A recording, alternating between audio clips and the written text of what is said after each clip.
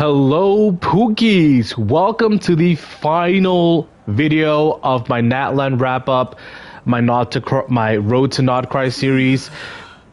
Today I will be finishing the well, not finishing. Yeah, today. Well, I want to be finishing, but today I'll be doing the Skirk Stories quest, and that's like the final. Well, aside from Anefa, the Anefa quest, and of course the 5.7 Dane quest, Skirk is the last story that involves anything to do with Natlan, I'm assuming. As far as I know, we start in Liyue, I believe, but like I'll let the quest dictate where I should be doing any of that. But without further ado, let's get on with it. Right, I need to go to quests and then head on over to Skirk. Get quest. Sinister undercurrent whispers betwixt stars and night. Alright, here we go. Hang out with Child's Master. This should be interesting. Look for Baiju at Boo Boo Pharmacy. Oh! We get to speak to Baiju? For those who don't know, Baiju is the reason I came back to this game. I did not play Genshin for like maybe a year and a half. But Baiju, the moment we met Baiju in the Archon quest, during the Liyue period of the story, I fell in love with Baiju so hard, man. Baiju is by far my favorite character in the game. So the fact that we still get Baiju crumbs this late into the story, thank you. Thank you so much. Oh, Baiju isn't in his shop. Oh, you're looking for Dr. Baiju. He's resting today, but he said to send any patients to the back room. Ah, okay. Thanks. We'll head on through. Ah, new Paimon voice as well. Alright. Where's the door? Oh, it's here.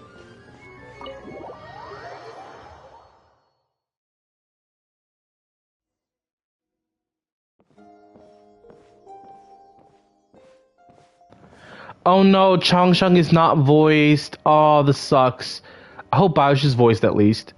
Looks like we have a special guest. Traveler, Paimon, welcome. What can I do for you?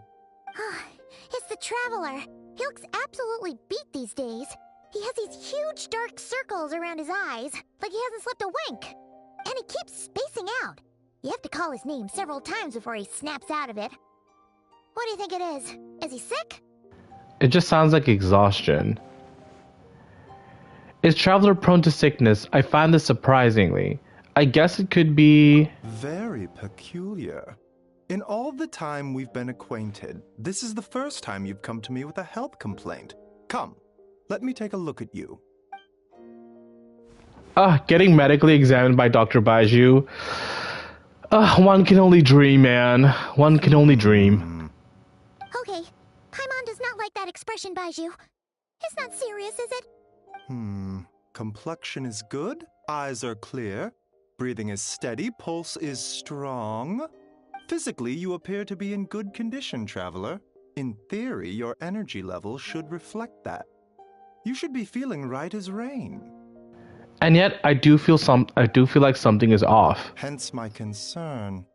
A clean bill of health is usually a good thing, but in this case, it likely means your situation is more complicated. Physical illnesses come with detectable symptoms that can be used to diagnose, medicate, and cure the condition. But afflictions of a non-physical nature, they fall outside a doctor's realm of expertise. Huh? What do you mean, non-physical nature? Curses, dark magic, it's hard to say. It could just as easily be a simple case of mental fatigue. Why don't you rest here for a bit? Whatever it is we're dealing with, clues to your condition are sure to reveal themselves in time. Once we know the root cause, we can administer the right treatment. I've seen my fair share of mental afflictions. To start with, some calming incense, a good night's sleep, and a good meal will do you a world of In good. the meantime, Changsheng and I will review the relevant literature for afflictions that present with mental fatigue. Still, we're not experts on this kind of thing, I say we should strongly consider calling in a specialist as soon as possible. Oh, must be a rare condition if not even Baizhu and Changsheng have seen it before. Well, all we can do is take their advice. You look like you're about to collapse anyway. Just get some rest. Paimon will be right here by your side. Fingers crossed you'll be all better when you wake up. Whispers betwixt stars and night. Okay, let's rest. Oh, not the abyssal energy. Are we about to enter another dream domain state, or... Oh, okay. Where am I? There's a thick fog covering my field of vision. This feels more real than a dream, but too chilling to be real life. My breath freezes in my throat before I even exhale it. It feels like my soul has been wrenched from my body and thrust into this strange and unfamiliar space. Whichever direction I look in, there's no end in sight, and worse than that, I think there's something in the fog following me like a shadow. If this is a dream, how long till I wake up? And if it's not, then where in the world am I?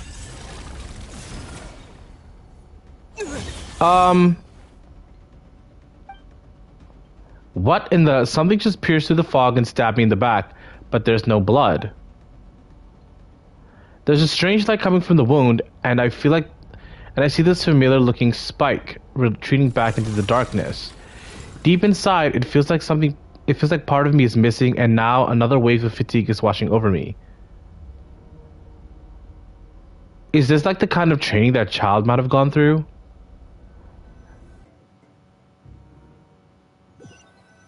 What was that music? Traveler! Traveler!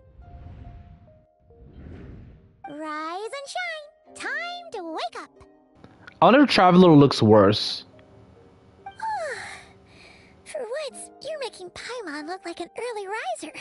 It's already afternoon. Hopefully all that sleep did you some good. Feeling any better? I need you to check if there's a cut on my back. Cut? What? Did you scratch yourself in your sleep? All right, let Paimon take a look. Nope, nothing there. Wait, did you have a nightmare? Okay, don't panic. Paimon heard that dreams tell us what we need by showing us the opposite. So, if you had a nightmare, maybe all you need is something to cheer you up. Come on, Paimon will treat you to something yummy. Aren't we supposed to wait for Baizhu to come back? I guess not. You and Paimon head to one main restaurant, sensing that something isn't right. Paimon orders a bunch of dishes to cheer you up. Isn't this where we meet Skirk? What? So, in this dream, you were trapped in a weird place with thick fog everywhere, and then a spike came out of nowhere and stabbed you in the back? Oh. Okay, well, that's a new one. Are you sure it was a dream? Because from the way you describe it, it sounds like you were really there. But then again, you woke up right where you went to bed. And you were definitely in a deep sleep this morning. I don't know what to make of it. Maybe it was just a very lifelike dream. Then it's decided. Paimon will stay up and watch over you tonight. If anyone tries to mess with you, Paimon will beat him up. Or, wake you up first and then we can beat him up together. Paimon's smile has a way of putting me at ease. But what I saw is still bothering me. That dream was so chilling, and it almost feels like there's something watching me from some corner of the world even now. Something stabbed me in my dream, but when I woke up, there was no wound. Still, if I focus on that area, I feel a vague aching, almost as if, deep underneath the flesh, something is... Something is missing? Did you just say something? No, the fuck I did not, and even if I did, that is not my voice. Are you... Please pay attention, Paimon. The flesh remains whole, but the soul is incomplete. Left unresolved, the mind will wither away along with it. Ah! What the? Wait! Paimon remembers you! Your child's master! Skirk? I'm calling her Skirk from now on. Oh my god, it's Master Skirk. What was the other? There was another one. All right, Tony Stank from Tony Stank from the Iron Man movie. Right! What are you doing here? The last time we saw you was at the Primordial Sea in Fontaine, right? But then we left and never learned where you went after that. Child's been looking everywhere for you, by the way. What brings you to Wanmin Restaurant of all places? You came here looking for us? And were you the one behind that hocus pocus just now? Tell me, what is it that you saw? Tight-lipped, huh? I suppose that's fair. You, I'll take a glass of wine. Hmm? Oh, of course. Coming right up. We make this one in-house. It's not too strong. Enjoy. Chef Mao, I'll take a grilled tigerfish over here. Coming right up. Ah, if I knew we'd be this busy, I wouldn't have approved Shenhe's vacation. At the end of the day, what happens to you is of little consequence to me. I'm not here to try and win you over. Trust me or not, the choice is yours. If you want my help, now's the time to speak up. You have until I finish my drink. What do you know about this situation, or why are you here? Honestly, I don't care about what's happening to the traveler. I'm like more interested in what Skirk is doing here. Sorry, Skirk. What Skirk is doing at Wanmin. I was investigating an abyssal disturbance in the area and happened to notice you. Part of your soul is damaged, and the wound bears traces of abyssal corrosion. Need I say more? Neither of those things sound good. Skirk seems to know something, and given what I've seen of her strength, I bet she can tell what happened to me. I don't know what her goal is, but in the moment at least, I don't think she has bad intentions. Should we trust her? She mentioned an abyssal disturbance. Maybe that has something to do with what's going on with you. But we could always find a different expert on the abyss to help us out. Not on short notice. Yeah, and that thing she said about your soul being damaged is scaring, Paimon. Definitely something we should fix sooner rather than later. Skirk's an interesting one, that's for sure. But from what Child's told us, she doesn't seem evil, at least. 1, 2, 7, 10. That'll do. Well, have you made up your mind? What I saw was a dark space. Oh my god, shrouded in Traveler dense fog speaking. that wouldn't disperse. It's a glorious day. Traveler speaking. You give Skirk a brief description of your dream. So, that's all we know, Miss Skirk. Ma'am, can you help us? So, you couldn't disperse the fog. I understand. Come find me in the Guili Plains when you're done here. Oh, and I left cash for the drink on the table. Settle the bill for me, will you? Oh, okay. Huh? She disappeared.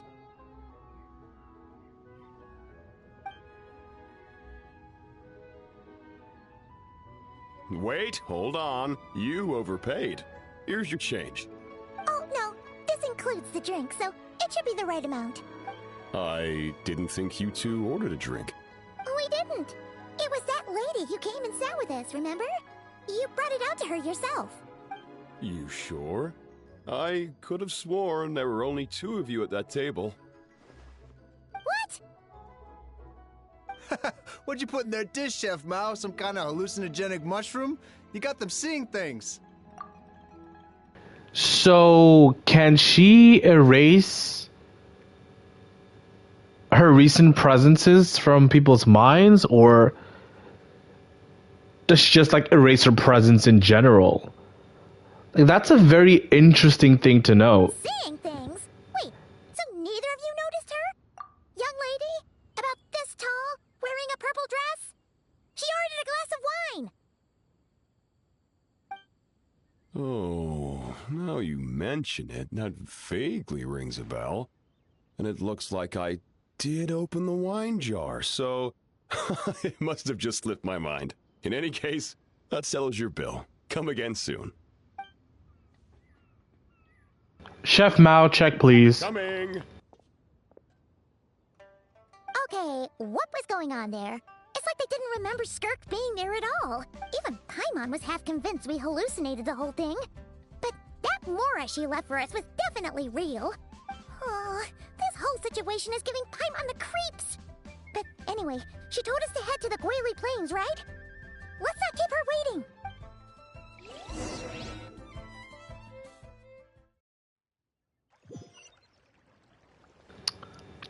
Damn, I was hoping the game would teleport me to the Guili Plains, but it's fine. I'll find my own fucking way there. Rude.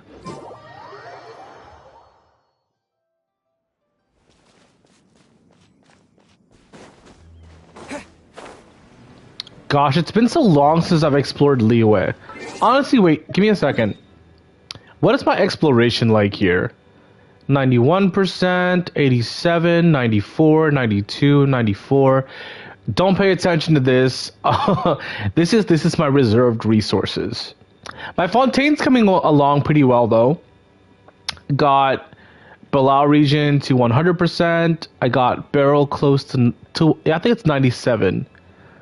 And then I got Court of Fontaine to 100%. I was hunting chests all throughout the city on the weekend. And then this, I believe I just have to do like maybe like one or two world quests here.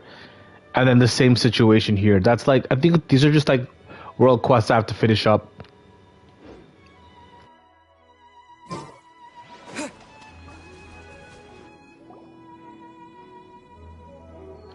Oh god, not the fucking hounds again. Rift Hounds doing here?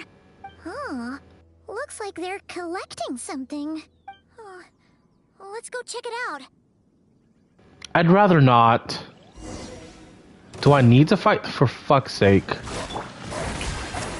Is this like a test for Skirk? Is she like trying to see like if we could actually handle ourselves in a fight? 'Cause why else would these random ass dogs be here?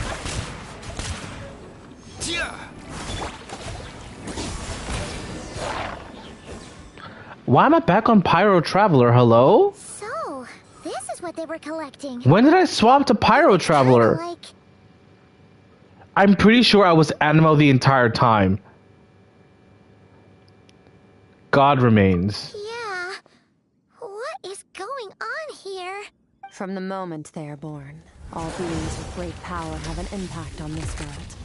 Even if their body is sundered and their soul extinguished, their influence remains.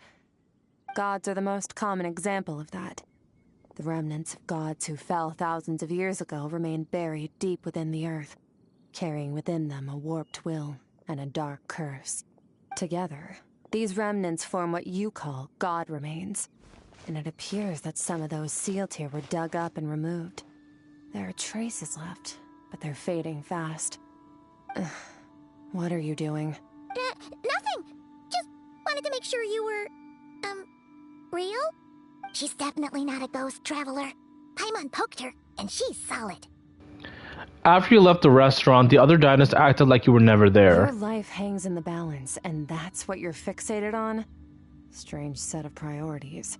It was just a trick to avoid being perceived. If someone notices me, those memories are erased. Simple as that. Unlike you, I have no desire to establish a connection with the world. The weak and the lowly have no right to remember me. They're lucky they only have a few missing memories to show for it. Now, can we please get back on track? Okay. Where were we? Right. The god remains. So, basically, there's now less of them here than there used to be, right? Isn't that a good thing? In our experience, god remains are 100% bad news. A lot of terrible things have happened because of them. Maybe it's a good thing by human standards, but power doesn't come from nothing, and it doesn't just disappear for no reason. The remains aren't just gone. They were taken. Like part of my soul was taken. Very clever, traveler. You aren't the only one who had something taken from you. There are victims like you everywhere. The only difference being, you can speak, and the remains cannot. So it went unnoticed. Something similar happened in Sumeru. Within the span of one night, countless consecrated beasts were slaughtered, and a large amount of the god remains buried in the desert went missing. Of course, god remains are just one of the targets. The culprit is chipping away at sources of power all over this world, including the Stella Fortuna above. Wait, The what? the stars? 42 of them have died out in the past few months alone. In Conria, people believed that powerful individuals have corresponding Stella Fortuna. Even should that individual fall, their Stella Fortuna would not disappear, but gradually evolve into a new constellation. Yet now, stars are Holy disappearing from the fucking skies lore entirely, drop. and it's not hard to deduce what's happening to the power they contain. Something has been leeching power from this world like a parasite steals nutrients from a host. And now, it's no longer satisfied with the remains of the dead. It wants you. This time, it only took a fragment of your soul. But next time, there's no telling how far it could go. But why me? I'm guessing it's because you're not of this world, so like we're a big juicy steak, I guess. No one knows. All I know for certain is this. Getting back what you lost will not be easy. Considering how much power this entity has stolen, it must be a god-level being by now at least. But that's not the real concern. Souls are fragile things, and yours could easily be crushed if you go up against it. So you're gonna help us, right? Probably not. We're going to help each other. You are my ticket to uncovering this thing's true identity. Well, great! You seem super strong and you know a lot about the Abyss, so Paimon will take it. Thank you, Master Skirk. Don't get all mushy on me. All I'm doing is helping you get back to normal after a sudden crisis. And I should warn you, getting mixed up with me can have unforeseen consequences. We're on very different journeys. You don't want to be in my debt, trust me. Yes, in terms of like, not just like lore, but like just like story-wise, Skirk is very interesting. Very, very interesting because like we know that she's also a descender, so like she's the exact same as Traveler, and the fact that she wants to remove herself from the world as to like to the point of removing people's memories so that they don't know that she was around is pretty fucking cool. So like I'm very interested to see like what her journey is and like why she's doing what she's doing. And how she got involved with no, it's not Rhine-Daughter, it's the other one, right? Sertology, yeah. You help me uncover the truth behind this entity, and I'll help you recover what you lost. This is a transaction, that's all. You would do well to remember that. Now, come along. See, again, an abyssal fucking crack in the middle of nowhere. And this is exactly what I saw in the beginning, like, if you watched the Mawika stream. I was busy doing, like, a world quest for the Melazines in Fontaine. And, like, one such world quest took me to a space that had a crack in the sky that looked exactly like this. And one of the challenge puzzles had an abyssal portal. It's like, why is something that important locked behind a world quest? And a Melazine world quest, no less. Like, dude, these things should be, like, put into like the main story. Yeesh! You'd think she'd be a little friendlier since she's agreed to help us. But nope, she's just like when we met her in the Primordial Sea. So cold. I mean, yeah, she's probably lost a lot until this point, so she has to harden herself. I doubt she'll like warm up to us or like she'll even become a nicer person. She just seems like her goal is all that matters to her, and everything else is like inconsequential. Whatever. If that's how it's gonna be, then she doesn't deserve our friendship. What she does deserve is a super embarrassing nickname. I prefer Skirk, you know, Skirk with an O, so we can just keep going with that. Paimon's got it. Frosty the Lavender she's gonna catch Paimon, isn't she? Anyway, the important thing is that we get that piece Or of her not. soul back. So, let's follow her and see what sort of plan she's got.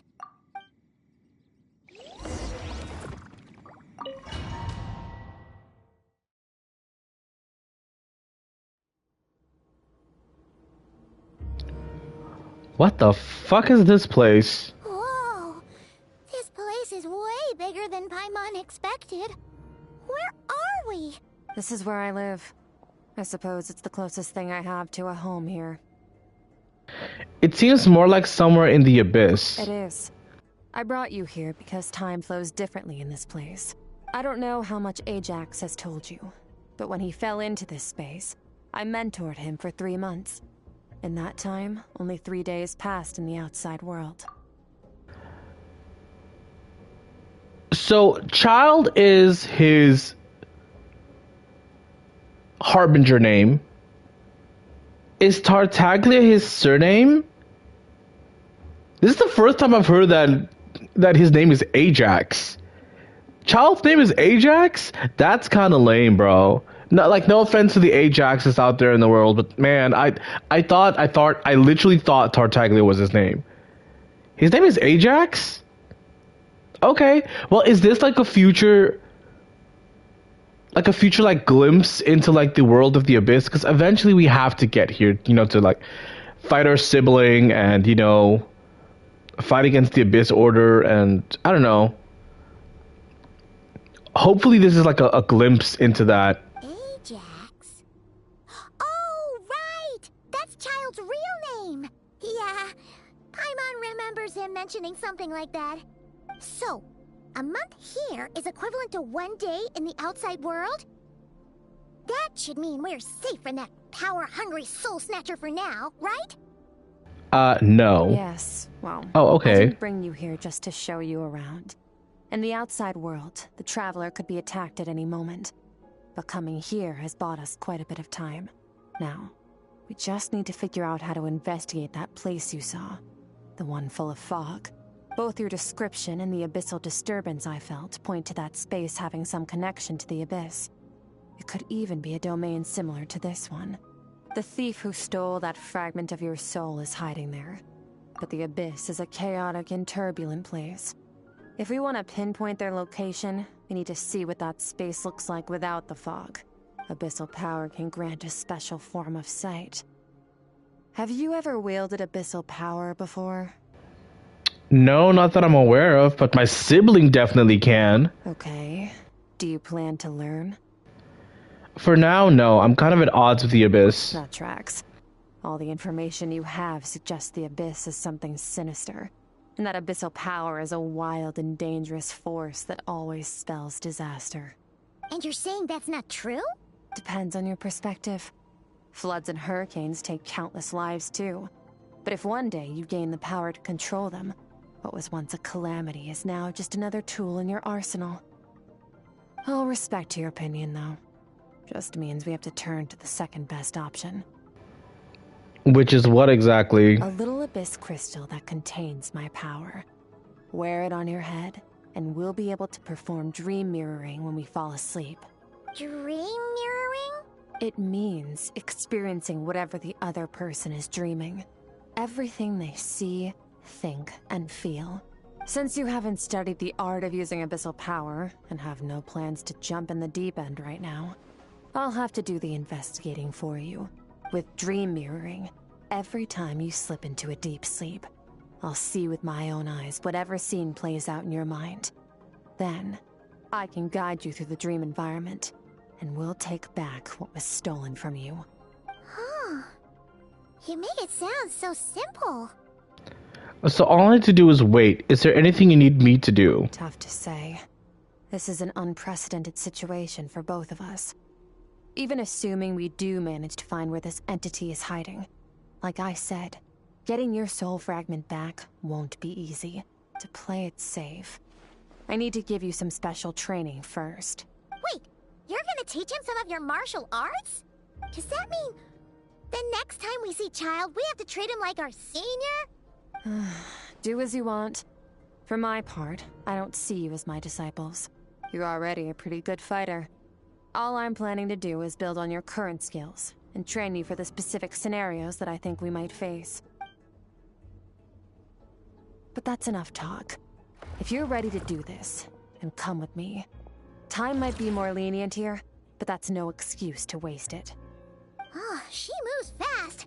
Paimon can hardly keep up with her. So, special training, huh? Kind of a rare opportunity. With your skills, there's not a lot of people qualified to train you. The last time something like this happened was probably anti-Raiden Shogun training, right? Oh, feels like a lifetime ago. Skirk seems pretty strong too, though. Remember how she said that the all-devouring narwhal was just her master's pet? Maybe we really will learn something here. Okay, so just something I wanted to touch on just really quickly. So people were saying that like, oh, Genshin, like the Natlan era is doing so bad, and then like the devs had to like rush in Skirk because Skirk was probably not going to be planned for release during Natlan at all, and they had to put her in here to make sure that, you know, that it don't have too much of a loss. I feel like Natlan was okay. Again, Mawika and Kinichi's story were really, really good, as well as Chaska's. And the last couple of chapters of the Archon Quest was also like really good in terms of like lore. But like I can understand where people are coming from, because like right now we're literally in the abyss, bro. Like this is a place we wouldn't have thought to have seen in chapter 5 of the fucking story. Like, this is crazy. And, like, the main reason why I say this is because Skirk's materials that we need to, like, farm, I feel like if she released at a later point with the Abyss region or, like, something close to it, I feel like this is where we'd be farming her materials. Because she's not from Teyvat. So, like, these flowers growing around here look more closely to like her ascension materials than the flowers we collected in Natlan. That's all I wanted to say on that. It's a very interesting thing that they decided to like just release her for now. I mean, maybe it was always the plan or it wasn't, who knows? But like it definitely feels like she should have been released with whatever this space is. Alright, on to the next part. Oh. Okay.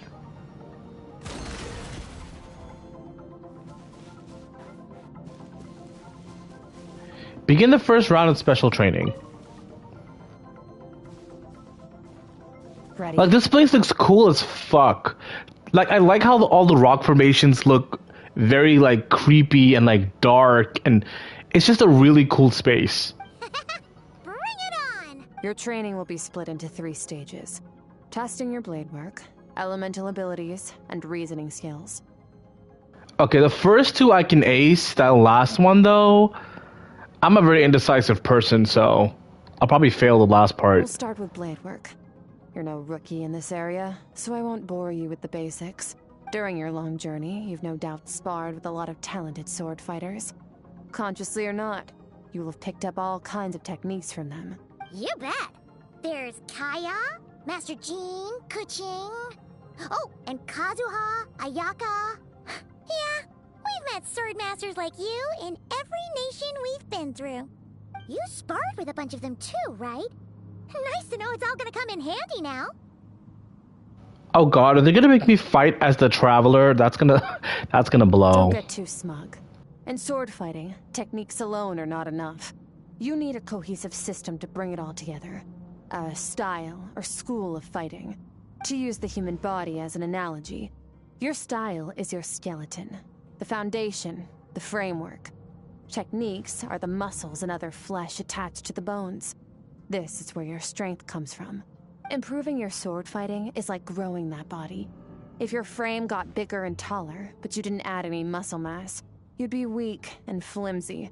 Then again, if you packed on pounds of flesh without a big enough frame to support it, you'd end up bloated and unwieldy. Okay, so what's the next step? You need to do some introspection.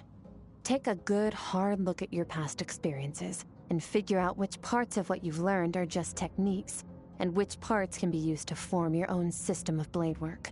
Only then will you get the full utility out of all your thoughts and observations along the way. Only then will every strike you deliver make perfect sense. See, again, I feel like this ties into like the theory that Skirk was not supposed to release during Natlan. She was definitely supposed to release post Snezhnaya. Like, she definitely doesn't. This story doesn't feel in place of like this should be happening post Natlan. Like, this doesn't fit anywhere in like what's happening right now. Like, this definitely feels like, oh, we've made the journey from Mondstadt all the way to Snezhnaya, and now like we're finally gonna go and fight the Abyss, or we're gonna go confront Celestia, or we're gonna go to Conrian, fix fix whatever is like broken and stuff. This feels like a very long journey with like a culmination, and then like this is the point where we use all of our past experiences and we utilize that, because like this is exactly what she's explaining, and I feel like this would have been a great opportunity for the devs to give Traveler a good power up. Like this is where they could totally change how the Traveler plays. But again, it just doesn't make sense, like in terms of where we are in the story right now. Wait, is that it? Paimon thought you were gonna teach him some cool new moves. Like when you went swoosh and opened a tunnel to another place. That's abyssal power, Paimon, and Traveler's not planning to use abyssal power right now.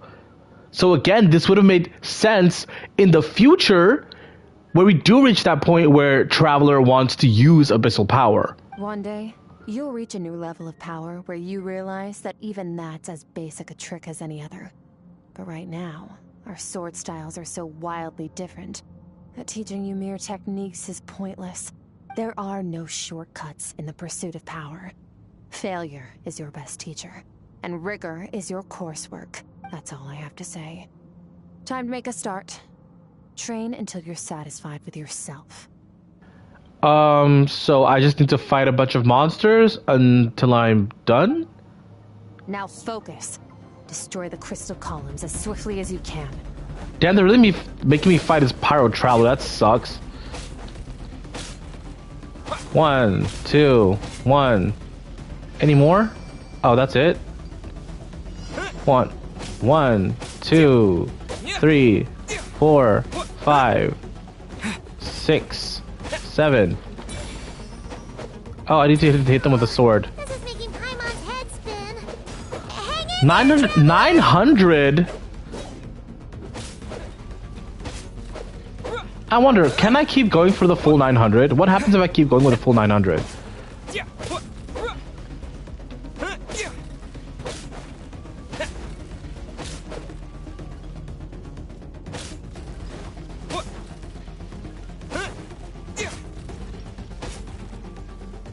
As your journey progresses, your strength improves. Is this going to be similar to like the, what do you call it? I'm in the zone, limitless power surging through me. Affected by Abyssal Crystal, charge attack AoE increased. See, like, this is something that should not have happened. This is something that should not have happened now. This is something that definitely should have happened at a later stage, where the Traveler actually gets a power-up. This feels very out of place. Stay calm. Use your head. You have to keep it together. Is my health depleting? How's my health depleting? Oh, I'm running out of stamina.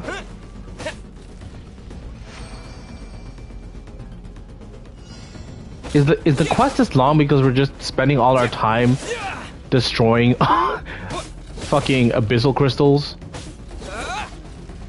Bam. Oh no, oh no, oh no, I'm running out, oh god, I'm running out of stamina. You know, like a good space. Come on, Traveler, I believe in you. We could do this. I'm trying my best not to like...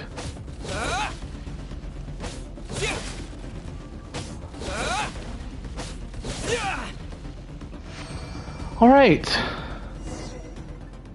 What's next?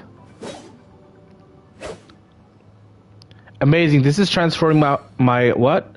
Amazing, this is transforming my whole view of sword work. I'm using the same techniques as ever, but now they're having different effects.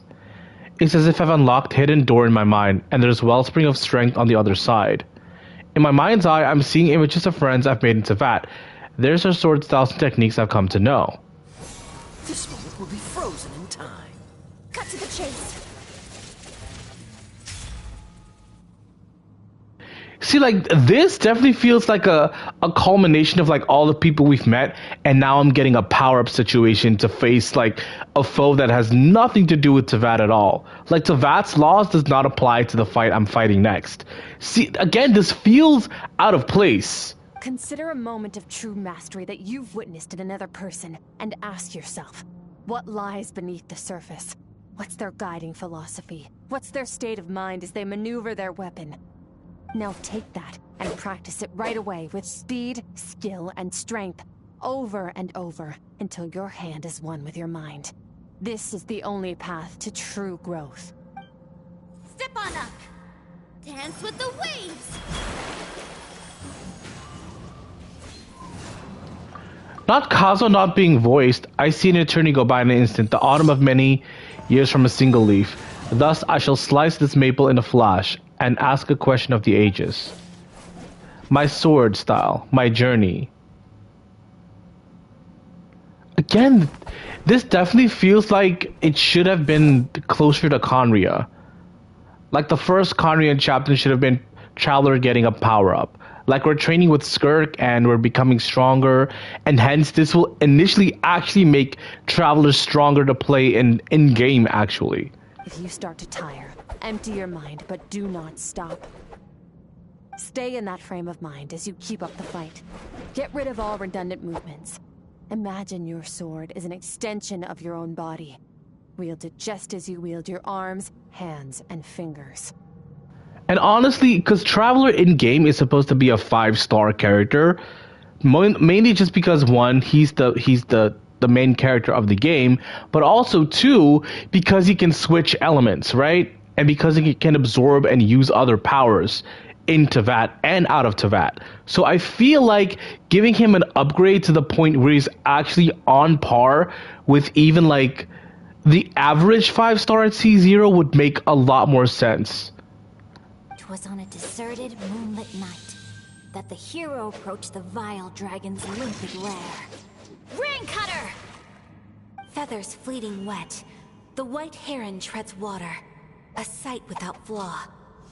Master of Inazuma Kamisato art Tachitsutsu.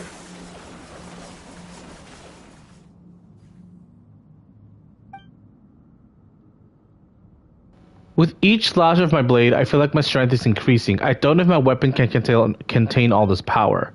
I'm in the zone, limitless power is surging through me. Is it time to slash more things?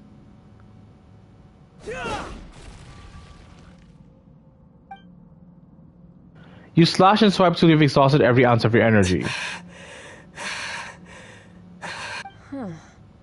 Looks like you've made some real progress. That concludes your training session. Awesome! Paimon knew you could do it! How do you feel? Exhausted. I'm fighting to keep my eyes open. As you should be. Time flies when you're training hard. You've actually been going for several days now with no rest. Yeah. Meanwhile, Paimon's had a whole bunch of naps. But you were so focused, she didn't want to interrupt you. Go get some sleep. I'll be doing the same very soon. Let's hope you see that foggy place in your dream, so I can get this investigation over and done with. Go to the makeshift camp and rest, which is where exactly? Can I speak to Skirk one more time? Sometimes, you have to practice a single movement 1 million, maybe 10 million times, before the breakthrough moment comes. Nothing in the outside world can help you in this process. The most important thing is to remain patient. Alright, thank you, Master Skirk. Where is the... Oh, okay. Time to take a nap, I guess. And then hope we got to kick whatever's trying to steal our solons while we're sleeping.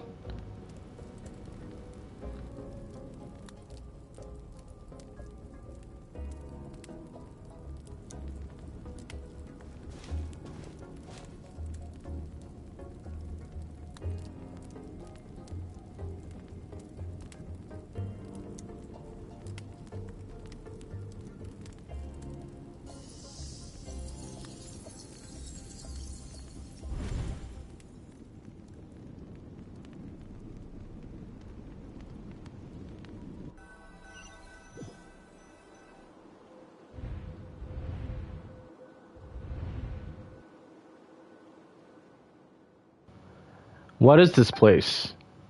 Have I been pulled back to that place again? But Skirk said the dream mirroring would kick in when I fall asleep, so why am I back here? No, on closer inspection, this isn't the same dream as last time. It's dark and gloomy, but there isn't a chilling fog that made my hair stand on end. Hold on, if dream mirroring is a two-way process, maybe I'm seeing inside her mind while she's exploring mine.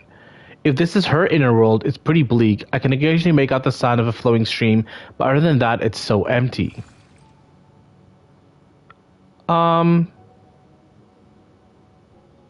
Is this an abyssal Sealy? What is that? What a strange looking creature. Where did it come from? I think it wants me to follow it. Might as well see where it leads.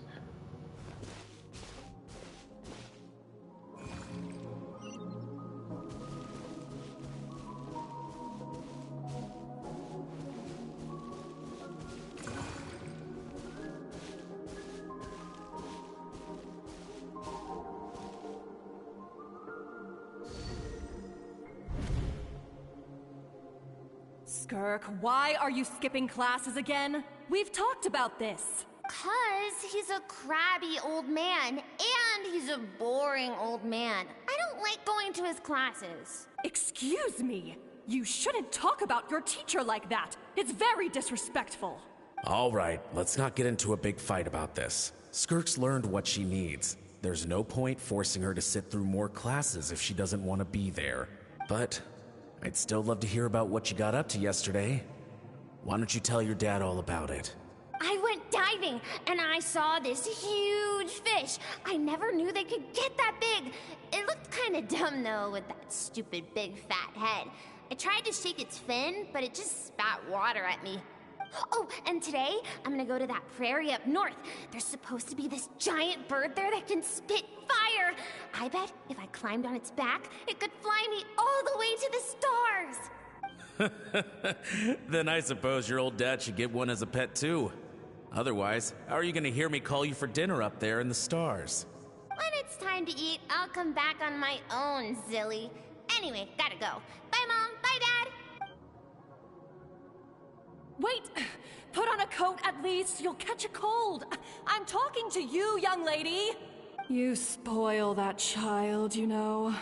Ever since that merchant ship arrived, she practically lives outside. Always going on about exploring the beyond one day, whatever that means. Let the kid do what makes her happy. Besides, we both know you're all bark and no bite. Come on, our little adventurer is gonna be hungry when she gets back. Let's get started on dinner.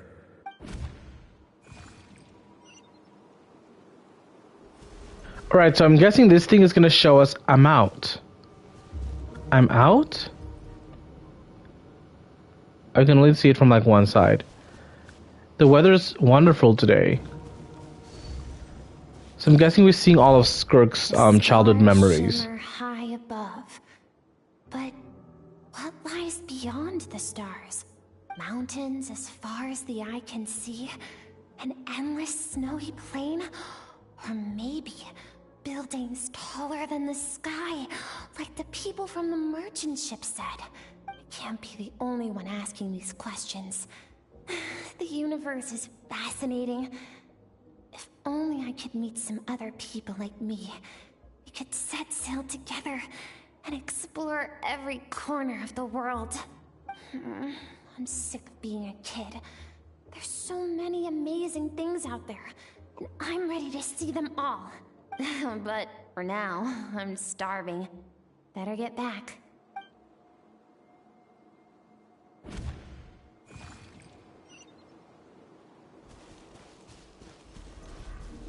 Huh? What's that over there? Did she run into an abyssal portal? Perhaps? Something's going on. I feel like she ran into an abyssal portal, and then she fell in it. Don't let a single one of them get away! No, please, spare the children! Stay back! Where are the subtitles? Hello? Eliminate the threat. Take him down. Don't be scared. This way! We'll never make it! Where There's fire everywhere. What happened? I told you we shouldn't have trusted these outsiders!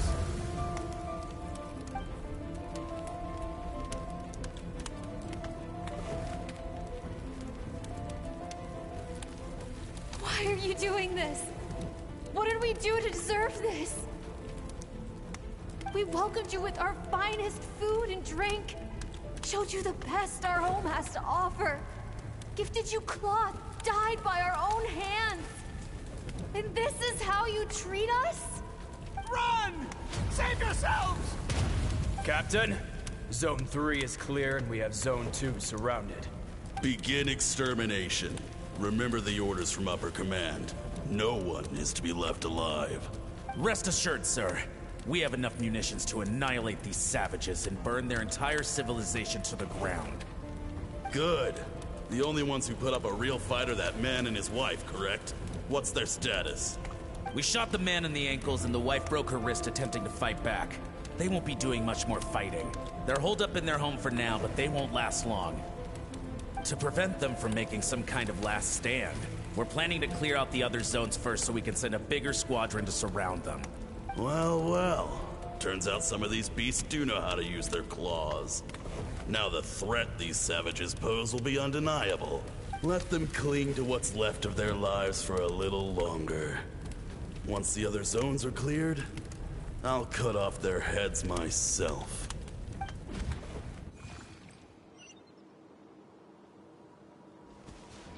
Alright, so I'm gonna save my guesses for later on. I'm just gathering more information. It smells like something's burning. What's going on? I have a slight theory, but I want more information before I say anything.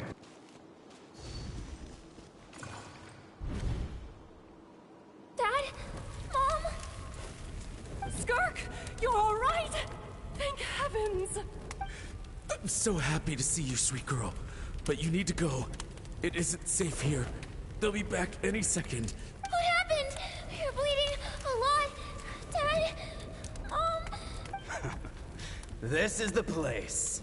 Alert all units. Prepare to surround. Run, Skirk! Run as far away as you can. Don't trust anyone. Your dad and I, we're not afraid to stare death in the face, but we need you to survive. My clever girl, so curious. You're already so brave. I know you're going to grow up to be such a positive light in this world. Yeah, about that. She's busy erasing people's memories, so I don't know about that. I don't know about being a positive light. You know, yeah, no, that's not happening, sadly. Whenever you miss us, just play this song. Remember, life is a gift. Don't let darkness claim it. Break down the door! Look what we have here. A savage that can pluck a tune. Well, the show's over.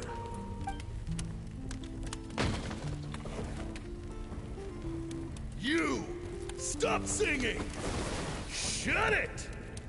I said shut it or I'll make you! Fine. Have it your way!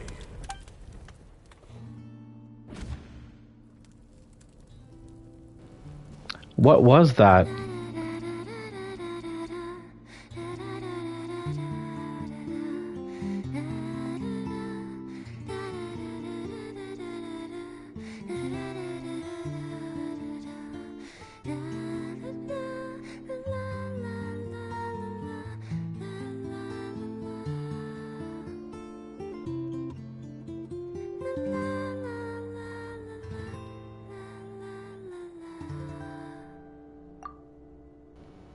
Okay, so I'm gonna leave you on that beautiful shot right there. Right, okay. So this is my slight theory, okay? So we know that Savat might be somehow we know that all the Hoyoverse games are connected somehow.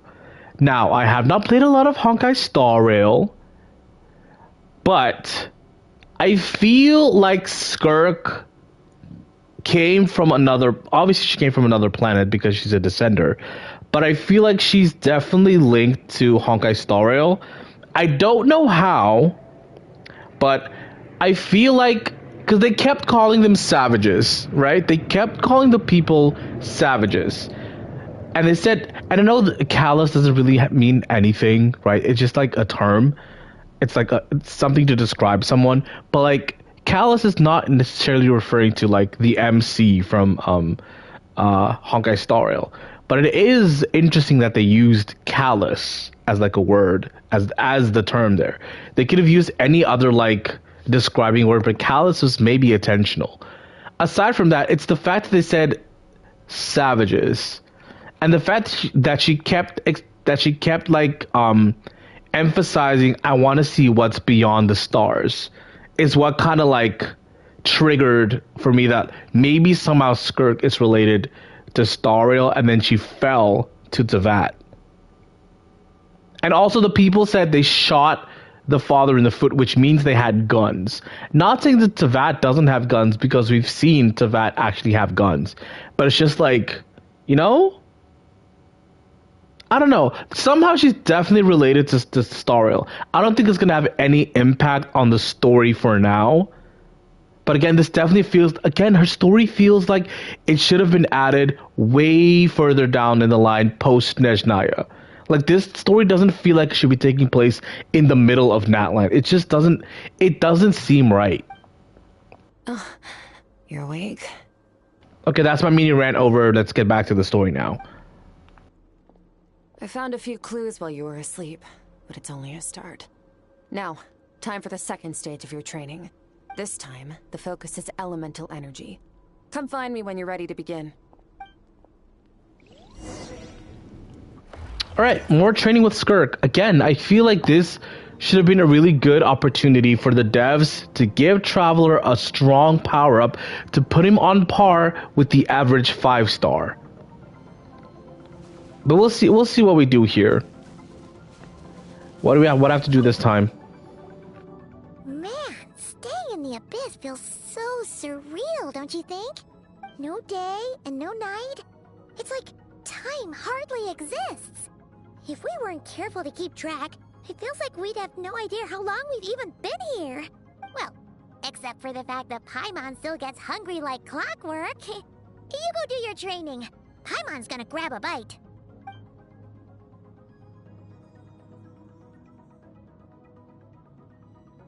I'm ready to start. The way I see it, the pursuit of power is divided into 3 stages. The first is mastering the use of standard weapons. Next is learning how to harness natural energy. And after that, you're free to challenge even higher dimensions. The natural energy of Teyvat is, of course, elemental energy. But that's not my area of expertise. I draw from a different source of power. A different source of power, that must mean? Abyssal power, yes. Also known as the power of the Void Realm. My master, Sertologi, is a true expert in that area. After all, he was one of the group of 5 that infamously stole the all-encompassing power of the Abyss. An act for which the people of Khanria gave them the epithet, the 5 Sinners. The elemental energy of Teyvat, on the other hand, is derived from the power of the Light Realm.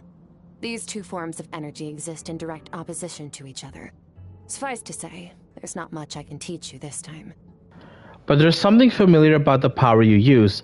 It almost seems related to Cryo in some way. A keen observation, Traveler. Call it respecting local norms. The Abyss stands in direct conflict with the will of this world. So, to make my life easier, I disguise my power to make it appear cryo-like in nature. It's a technique I learned from some Khanrian ruins, known as the 7 Shifting Serpent. If you ever change your mind about delving into abyssal power, I can teach it to you. Abyssal power doesn't suit me. I have the ability to purify. Listen, Traveler. Do not be a little bitch, okay? Do not be a little bitch. We are gonna need abyssal power at some point, okay?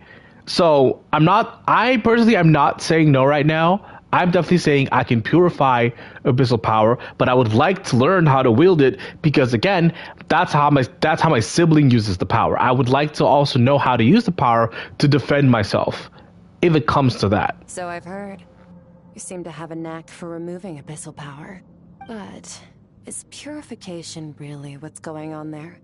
Like I said, power does not simply disappear. Yeah, you're probably transferring it somewhere else, if not absorbing the abyssal power into yourself. Like, again, you need to learn how it works in order to defend yourself, is what I'm saying. Like, this is so stupid in terms of I'm not trying to like hate on the writers for this specific part, but it's kind of dumb that the Traveler doesn't even want to learn. It's kind of like Aang from Legend of The Last Airbender, like where he refuses to learn firebending because he hurt what's her name? Katara. Because he hurt Katara. Like, it doesn't make sense. You need to know how a power works in order to defend yourself from it. That's just like the basics of combat, bro. Just thinking out loud. Let's focus on your elemental training. That's what's gonna help us if the situation gets tricky. True growth comes from adversity, but only if you make the choice to pick yourself up again every time you fall. So, it's time to push yourself to the limit, and then keep pushing. This is the only way to advance at pace. Oh, but why do you have to make me fight as the Pyro Traveler, bro? Clear the field as fast as you can. Alright. Do I get increased? Ooh, I have like increased cooldowns. Nice. With the wind. What? This should. God, Travelers. Does he have decent EM at least? Observe What's your next? surroundings. Look for things you can use to tilt the scales of success in your favor.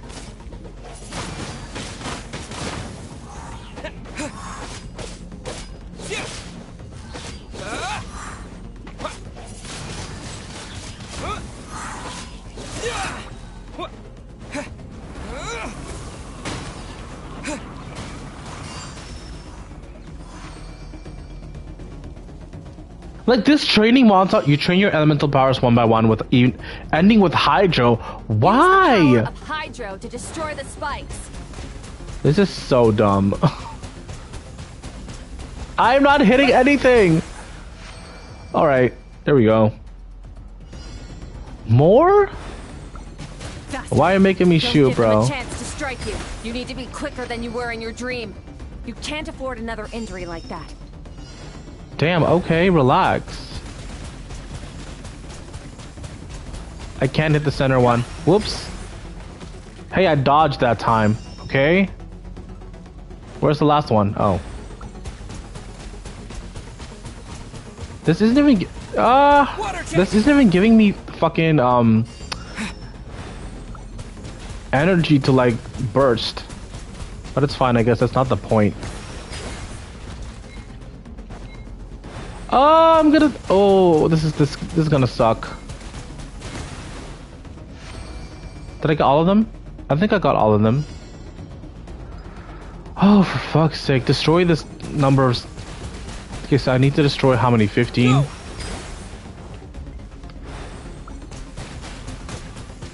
Where's the next few? Come on, let's do this faster. Water jet. Wet blade.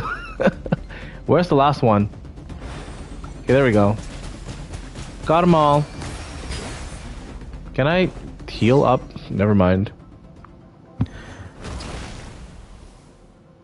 Along my journey, I've gained different elemental abilities, but I never train them all at once like this. You understand what makes you special. The ability to wield elemental energy without a vision and switch between the elements at will. It means your aspirations need no approval from the gods. Your power is not bound by the rules of this world. Again, this should have been a post-Snezhnaya, like, precursor to, like, Khaenri'ah or, like, entering the Abyss kind of story quest. Because this is definitely an upgrade for Traveler. This is a Traveler buff. And guys, this feels too early. This feels way too early in the story for him to be doing this. Also, I hope that we do get to keep the increased charge attack, and maybe we get like a slight buff to EM as well. I don't know. Maybe it's gonna be similar to like the Al-Haytham situation, like when we read the when we absorb the combat thing. I can't remember what it's called. Like the combat knowledge, and then I think Traveler got like a 0.3 to like his attack or something. I hope that this training at least gives Traveler some stats after the story is completed. Because again, this would have been such a cool way for the devs to buff the Traveler. So be bold. Do not be afraid to chart your own path. Graceful as the wind, tough as stone, nimble as lightning, flourishing like foliage. I can feel the power of the elements flowing through me. Sometimes it's peaceful as a flowing stream, other times surging like a raging river. If I close my eyes, I can almost hear their voices, but it's not like some wild beast battling for me for dominion. It's more like saying hello to an old friend. Hello?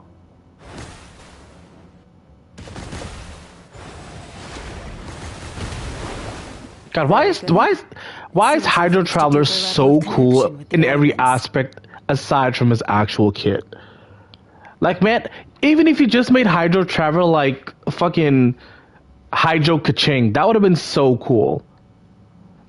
But alas, he is not. But maybe one day when we reach, later in the story, maybe Traveler will get that buff to his kit. I just hope. I just want Traveler is good. He's just not as good as the average 5-star, sadly. Like, I've seen some crazy players do some cool things with Traveler, but like for now, it's just like why would you have Traveler in your party if you don't like Traveler as is? Shout out to the Traveler remains. How long has it been this time? I'm exhausted. Long enough for you to lose yourself in your training, which is a good sign.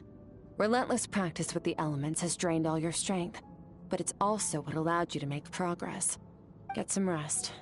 When you wake up, we'll proceed to the final stage of your training.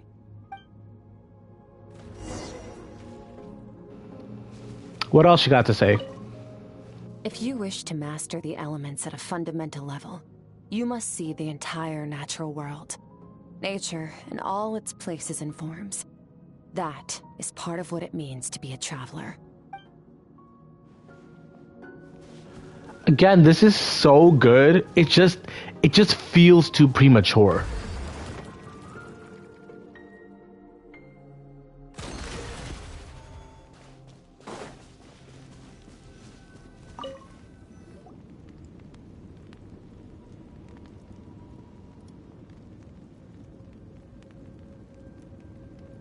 Yeah, put the thing back on. I want to see more Skirks past.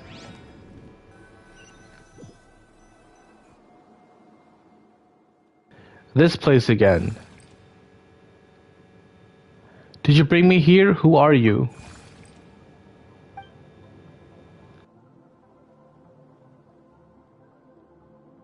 No response. This strange creature just floated away. What is that thing? What is it doing in Skirk's inner world, and where is it taking me with it? And where is it taking me this time? Maybe it's like Skirk's inner child. I don't know. It definitely looks like some kind of fairy, like an abyssal fairy. I don't know. Secret to power? Searchology the foul. Longing, hatred, self-preservation. No. It is fear. The fear of losing those you love. The fear of watching your home burn. Fear of loneliness. Fear of death. Fear is the source of evolution. It forces humanity to adapt to their environment and overcome hardship. It is in the process of prevailing over our fears that we surpassed first ourselves and then the rest of the world. That fear is now part of you. It calls on you to evolve. And it is time to answer.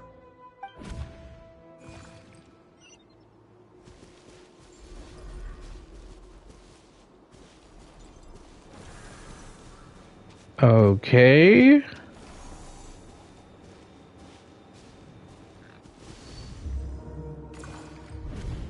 Any minute spent missing home is a minute wasted.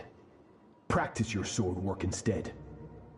Do not make me tell you twice. But, Master, I can barely lift the sword anymore. If I keep going, I feel like my wrist is going to break. So it has not broken yet. Then pick up your sword and keep practicing until it breaks. I want to hear the cracking and splintering of bone. After all, bones can always be reset.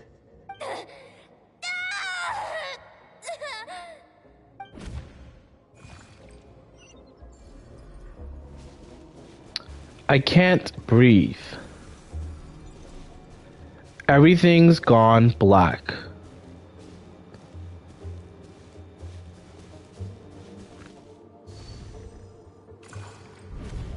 Good, Skirk.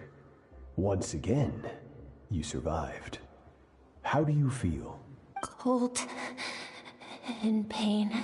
These are signs that you are adapting to the abyss.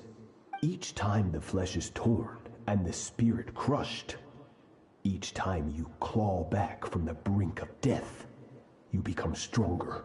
I now understand why these people sought to destroy your homeland. Your potential goes beyond even what I could have anticipated.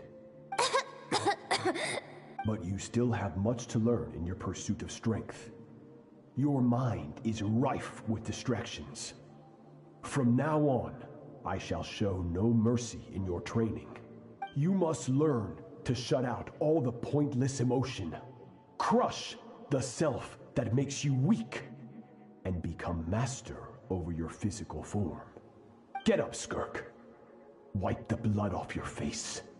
Cut away the rotten parts of your flesh, and mend what is broken. Then take up your sword. Yes, Master. All this while she's a child, mind you. She's probably like, what, 8, 7? Like, damn. Like, who else has gone through such rigorous training? Like, this is a lot. It's a lot. Definitely a lot.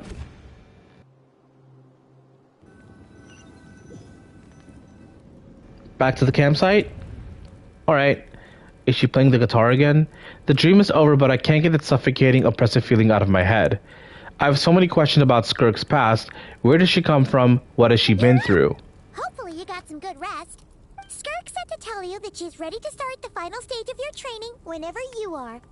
So, want to head over now? Or did you want to wait a little? I really want answers, but right now it's vital that I complete my training. Once that's done, I'll find a chance to talk to her. Probably not.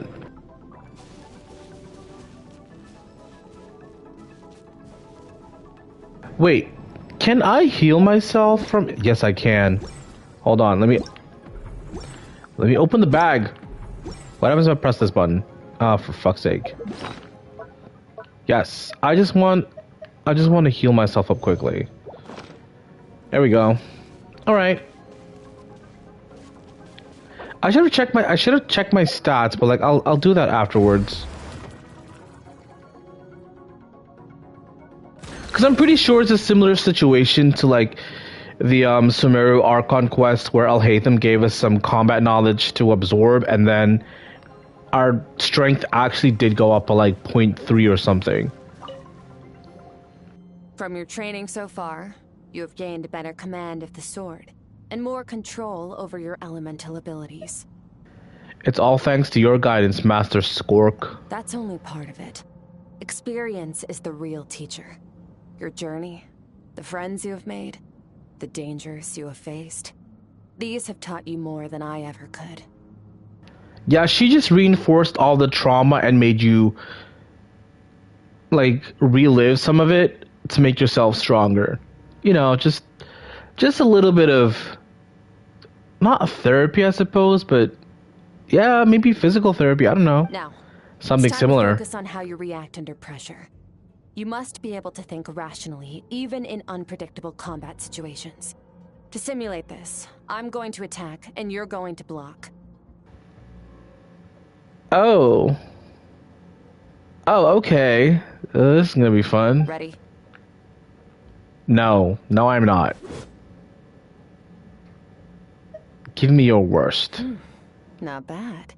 That defensive stance looks near unbreakable. Just like your sister. Oh, that reminds me.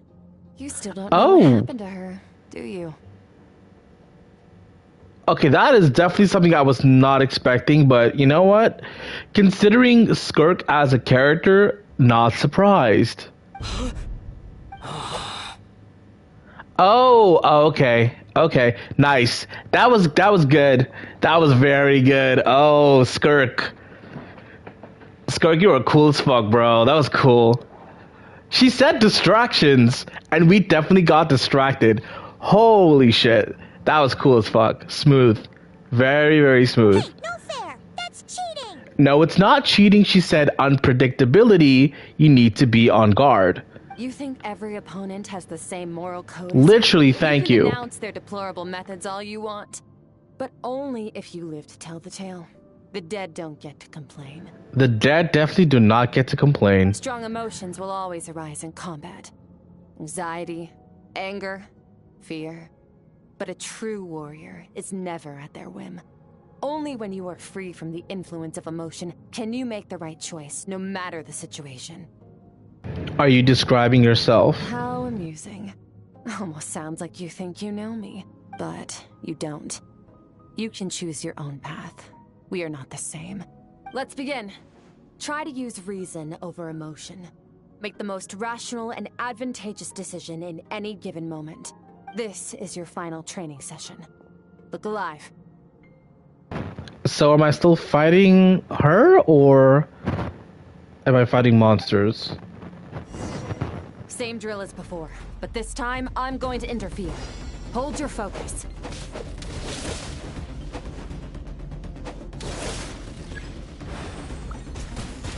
Water jet!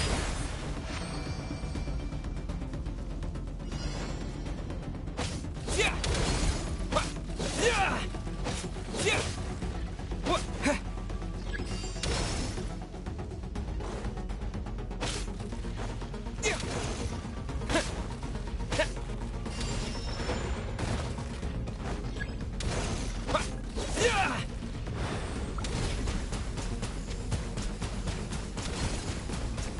Water jet!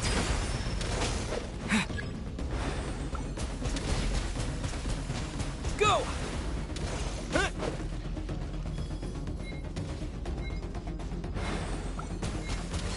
Water jet!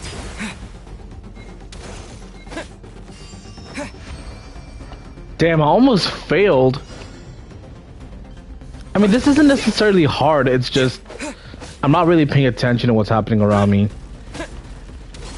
I'm failing you, Master Skirk. I'm failing you. Yes, I know I can see them. Just give me a damn second. Water jet! Yeah. And then there's more of these things. 1, 2. Can I get enough for like a charge attack? Hold on. Can I kill these things with... Yes, I can. Okay, nice. Just heal up and then... I thought our charge attack AoE was supposed to get bigger, but I guess not.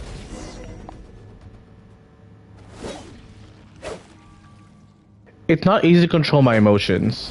The battle is overwhelming, but if I can't focus all my attention on what my opponent is doing and how I should respond, it's almost like my emotions take a back seat. Getting the hang of it. The first step to controlling your emotions is controlling your mind. You want a unified train of thought. It all comes down to focus. Focus on the battle. I think it's working. I can choose to tune out anything else that isn't relevant to the battle, but I think I'm still pretty far from having full control over my emotions.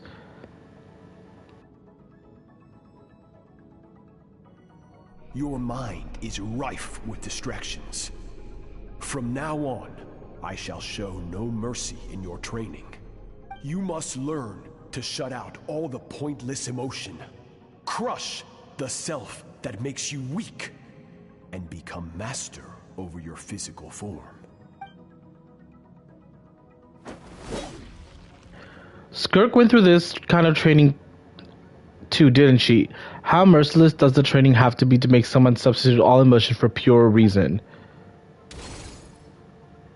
Stop. Let's pause here. One look, and I can tell your mind has wandered. That's to be expected.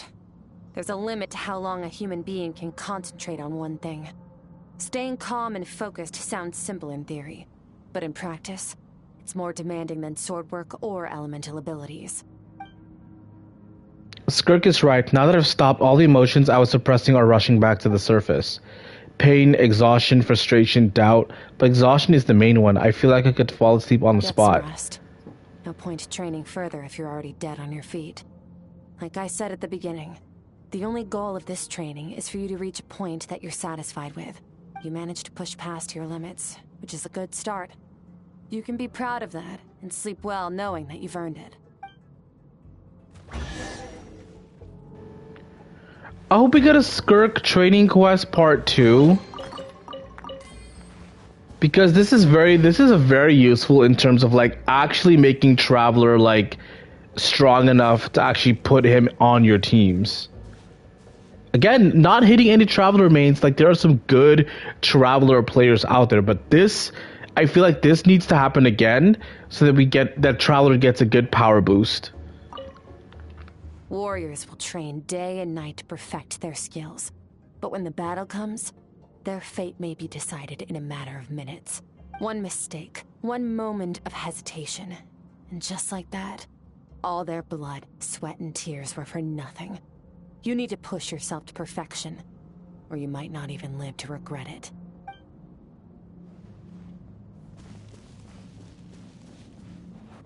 I think that's why she says, I think that the voice line is still not strong enough if she dies. I think that's the voice line. She says like, am I still not strong enough?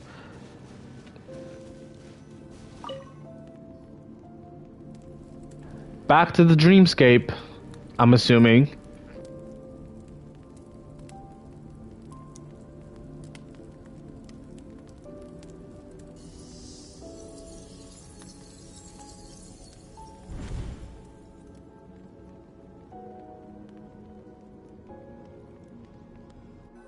Where are we going this time? Okay, we're probably gonna reach the last. Nope, looks like I'm back in Skirk's inner world. I don't see that strange creature this time, but I think I can navigate this space on my own now, even without it here to guide me.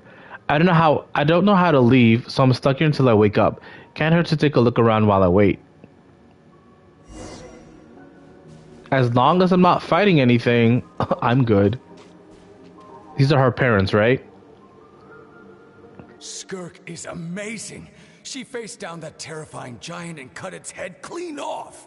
Oh, she got hurt though, didn't she? I heard it was pretty bad. Yeah, well, that's a given.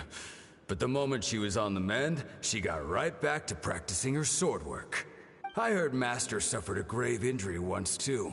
Lost an arm and a leg and still came back stronger than ever. Skirk's becoming more like him by the day. Oh, so this has to do with Sertology and not necessarily the village I'm assuming she was from. Incredible. I wonder if I'll ever reach their level. They're always so resolute, so unshakable.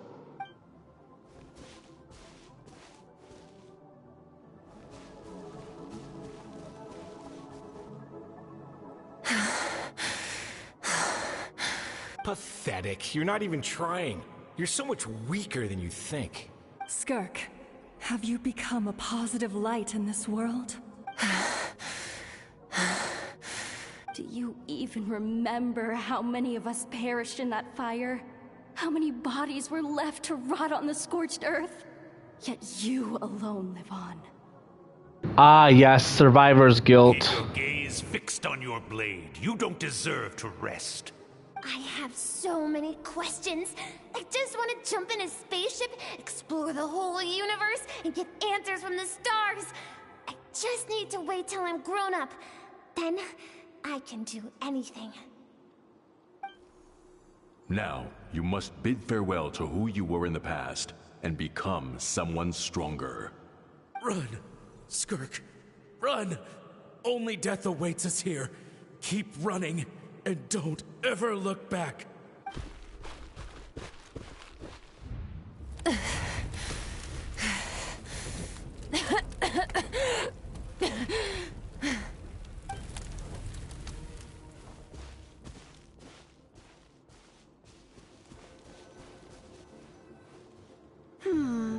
Let's see here. Alice? First things first, you need a new identity. Alice as in Klee's mom, Alice? Going around telling people you're from somewhere beyond the stars won't do, now will it? How about saying you hail from beneath the earth instead? So, so this is confirmation that Skirk is a descender. As the Conrian saying goes, venturing out into the universe and down into the abyss are the same in that both are braving the dark unknown. So what if Conrians know about the Eons? And what if Conrians were like first point of contact for people who are exploring the great beyond? And then they came to Devat and they met with Conria first. And then, I don't know, my brain is running at a million miles a minute because like we're getting Alice is in the quest, bro. This is insane. Well, I'm a visitor on this planet, so I'll follow the rules. Ah, splendid. That saves me quite a bit of trouble. Let me offer you a piece of advice in return, although it might not be what you want to hear. I know the pursuit of strength is important to you, but taking a moment for yourself every once in a while is never a bad idea. Ignore her existence for too long, and there will come a day when you can no longer hear her voice. Alice must be talking about her inner child, right? The one that said she wanted to explore the great beyond. So I'm assuming that's what she's talking about.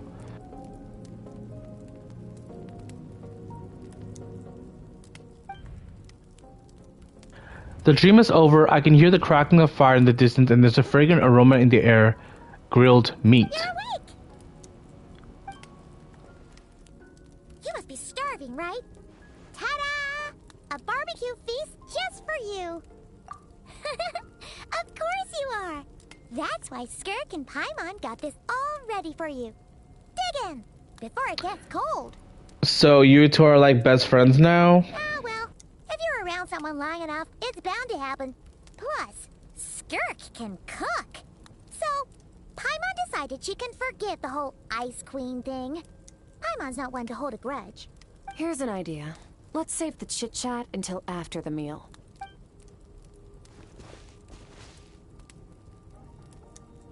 You all dig in and make a quick work of the food. So full. Okay, it's Paimon's turn to sleep now.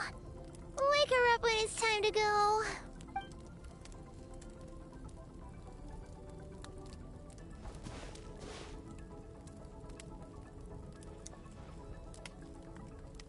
I have good news. First, your training is complete. You have what it takes to wield immense power. Now it's just a matter of putting it into practice. Continue to learn from your journey and hone your skills against formidable opponents. Second, I've located the culprit we've been searching for. Next, you just need to retrieve the missing part of your soul, and our business will be concluded. Thank you. That was a lot faster than yeah, literally that was a lot faster than I expected too. And we've only been at this quest for like what, an hour and a half? I'm expecting this to last at least another maybe hour.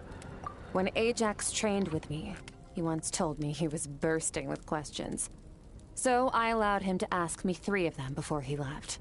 You and I may never meet again, traveler. So if there's anything you want to ask me, now's your opportunity.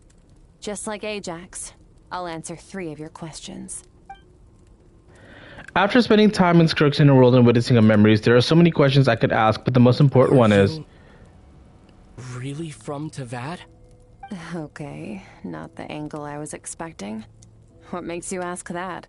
I'm sorry I didn't tell you earlier, but while we were dream mirroring... God, I love it when the MC speaks, bro. This is the first time I've seen Skirk break her composure. I guess this really took her by surprise. I knew that was a possible side effect. closed off my mind to you for that exact reason. Even with the dream mirroring, you should have seen nothing but endless darkness. So Skirk didn't share those memories with me on purpose, and in fact, she tried her best to keep them from me. I'm guessing this is the inner child or the inner Skirk that Alice was talking about. Maybe that's what allowed her. That's what allowed Traveler to see like her inner memories. Wait, so speaking of endless darkness, on my first time that was all I saw until the strange creature appeared. Whatever. Must have been a flaw in my execution.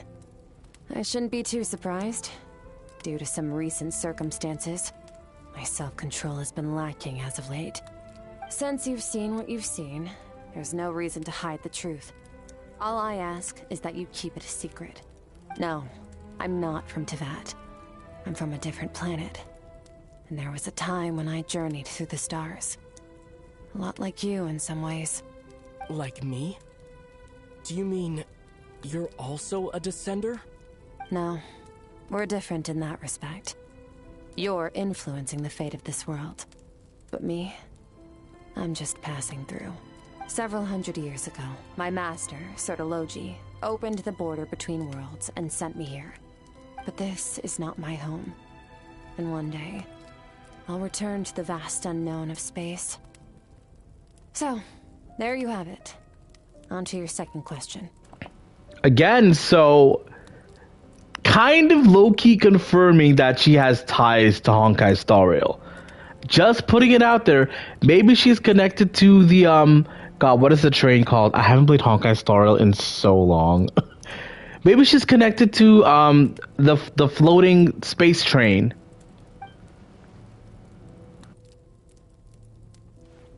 What is your goal in coming here? I don't think she has a goal though, because remember, Sertologi sent her here.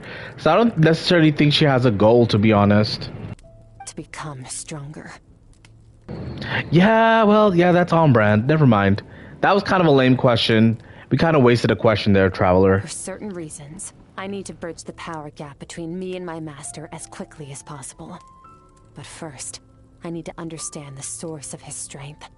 To do that, I need to follow in his footsteps. Walk the path he once walked. And somewhere along the way, I'll find out how to defeat him. That is my sole focus and purpose.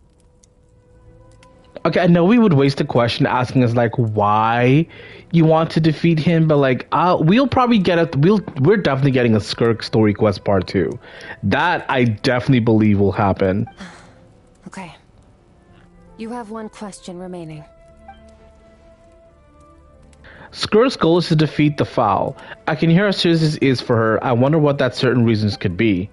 But given how quickly she blazed through that answer, I doubt she wants to talk about it. I have one question left. What should I ask? You make it sound so easy. Ever since the incident I experienced there, I've never stopped searching for Master Skirk and that unknown abyss. But it's been years now, and I've still found nothing.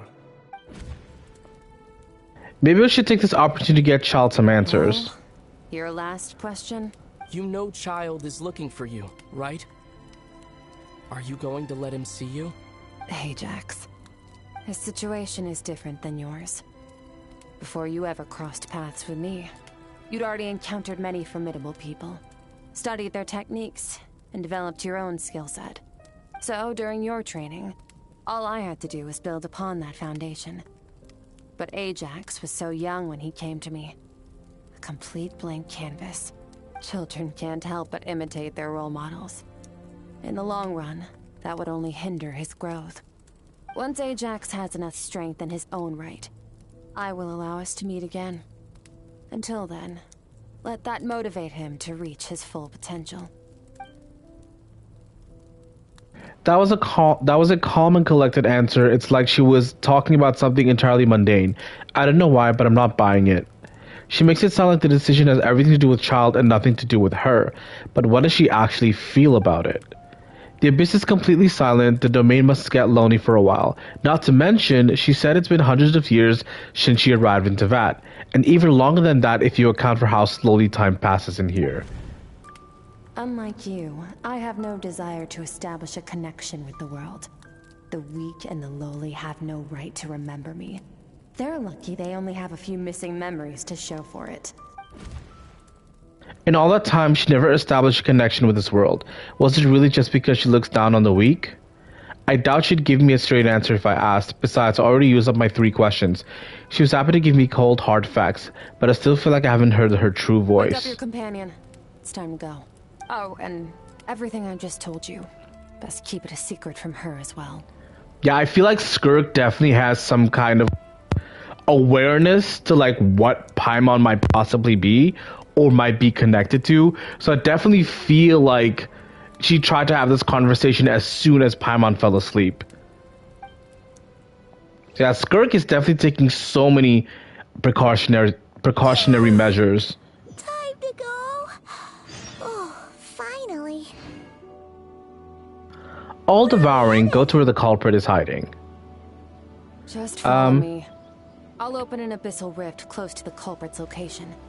It will take us to where he's hiding. And that's all the way in... Are we still gonna be in, Oh. Close to the chasm? Very interesting placement. Damn, this kind of sucks because there's no way to teleport towards this. I could go from here, but then I'd have to scale the mountains. Yeah, this is a lot of scaling I'd have to do. And if I go from here, it might be somewhat easier. Yeah, let's go from here.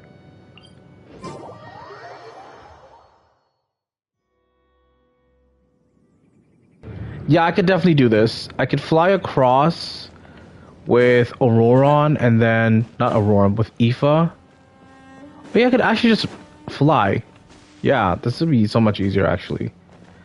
I mean, that's like a decent altitude, and then I'll just fly across. I need to be higher, so maybe around somewhere here. Yeah, like reach the end of this, and then I'll just fly the rest of the way.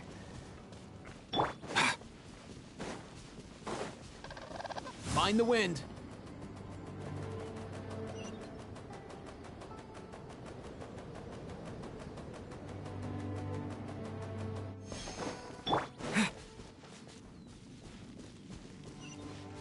Okay, we're still a bit far, so I'll do like a second flight. Yeah, this works.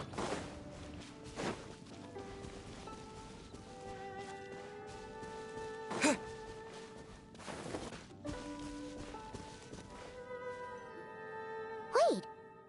this is near the chasm, right? Yes. If we enter from here, we'll be able to reach that place from your dream. You have some experience with abyssal domains by now, but still, this is someone else's territory. Best to proceed with caution. Don't worry, Paimon's an expert at hiding behind other people for safety. Not gonna comment on that. Oh, but, that means you need to stay safe, traveler. Let's teach this thief a lesson. Right. Remember your training. Time to put it to use. Please do not make me play as Pyro Traveler throughout this entire thing. Just give me Skirk, give me Skirk trial, and then I have Farina on the team, so like it should go well enough.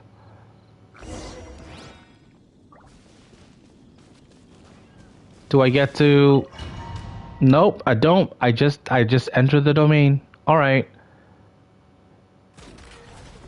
Fucking Hydro Traveler, bro. That blows. Is at least C6 Hydro Traveler and C3 Skirk. Oh no, my controller. Buddy, please. Please, buddy, please. Can I just access?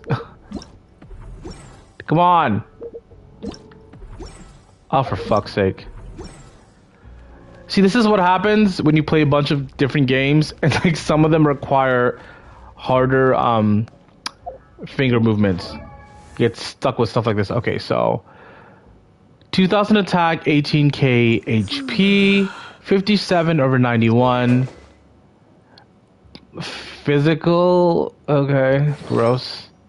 We have gladiators, C6, 8, 12, and 11. Okay, C3 Skirk, 8, 9, and 11. Signature weapon, 2000 attack, 79 over 130. It's kind of bad. It's kind of ass, but we do have C3 though, so that should help a bit.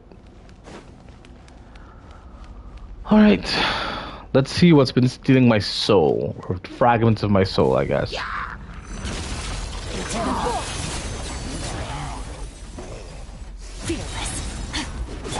Wipe out!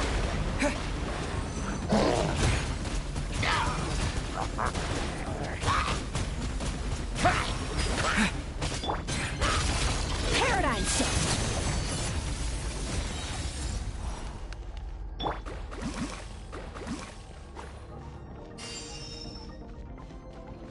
Don't even need the healing all that much.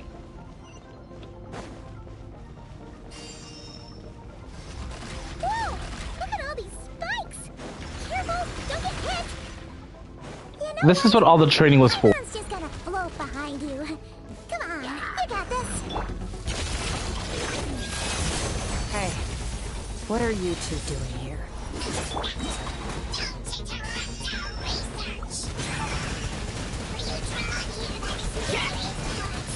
Dusty, like an abandoned house. Let's press on.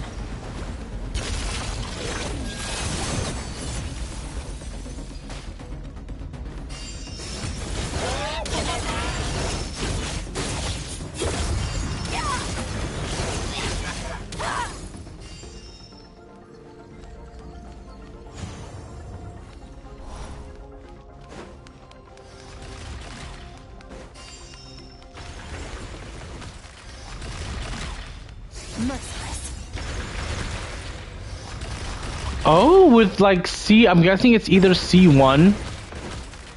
I'm guessing it's either C1 or like C2. Where like if you hold the charge, it immediately gives you the burst. Which is kind of nice. That's definitely a quality of life improvement for a kid. Did we make it to his hiding place? Ugh, this fog is making it impossible to see anything! This should be the place where you were attacked, Traveler. The missing part of your soul should be nearby. Can you sense where it is? If I close my eyes and focus on the light that came from the wound back then, yes, I can sense something and it's nearby, but I can't tell the exact location. Nothing exact, but I know it's nearby. Our opponent must have covered his tracks just in case. Otherwise, you should have sensed it much more strongly. Hold on! Look! The spikes are back! Stay calm. Let's hold back a little. Give our enemy some wiggle room so we can see what we're dealing with. If you're too reckless, we might be playing right into his hands. Our enemy took part of your soul for a reason. It's likely he integrated it into his attack somehow. If we're smart about this, we can track it down. So what exactly am I supposed to do? Just oh, okay. So I'm just supposed to run around? That's kind of lame. Is that it? A cutscene?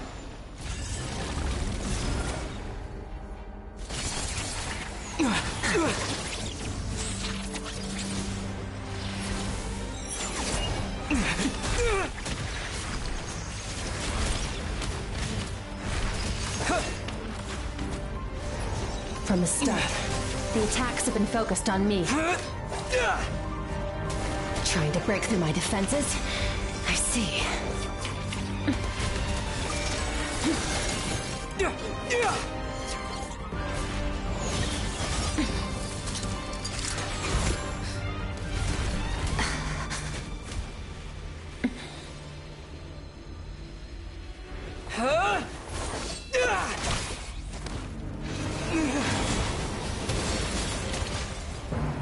Okay, Traveler, we see you. Right?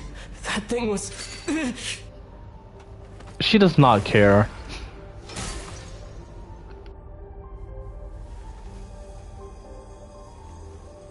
I'm guessing that belongs to us.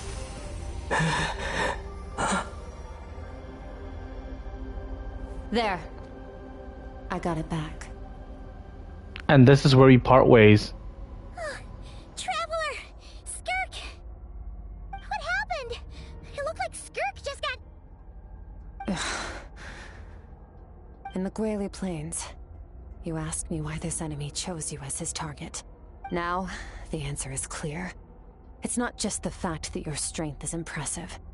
It's also because of your ability to, as you put it, purify abyssal power. Whatever that actually means. The fact is, that ability allowed him to do something that should have been completely impossible. Namely, break through my defenses and steal my power. So you were his real target, he was after you from the very beginning. No. He couldn't have known I'd come to his domain. He only stole your soul fragment because he knew the value of its power. I doubt he expected it to come in handy so soon. Call it fate, if you want. I believe that's the term they use in this world for arbitrary coincidences like this. In any case, it works to our advantage. Once I realized what he was using that power for, it gave me the chance to get back what you lost. So... Okay, I don't know exactly. Is Sertology still alive? Alright, yeah, because she still wants to kill him. Never mind. Answer my own question. But I want to know if Sertology is behind this. It would seem kind of pointless for him to do that. I don't know, I feel like he'd have more important things to do than try and steal fragments of the Traveler's soul. But you know what? I wouldn't put it past him if it's a way to defend himself against Skirk. I'll cope. Well, done gorging? Good. Time to answer some questions. How did you get the power of the all-devouring narwhal? The all-devouring narwhal? Oh, of course! Paimon knew that spike thing looked familiar. It looks just like that narwhal's horn! I highly doubt you acquired that power through your own strength. Tell me I'm wrong. You're desperate enough to scour the land for god remains and whatever vestiges of power you can find. That alone proves you wouldn't be able to defeat a creature like that. Which leaves one possibility. You know my master, the Foul, Sertology. The Foul? Is this, the guy that we spoke to in the Sumeru ruins? Dares call him Foul?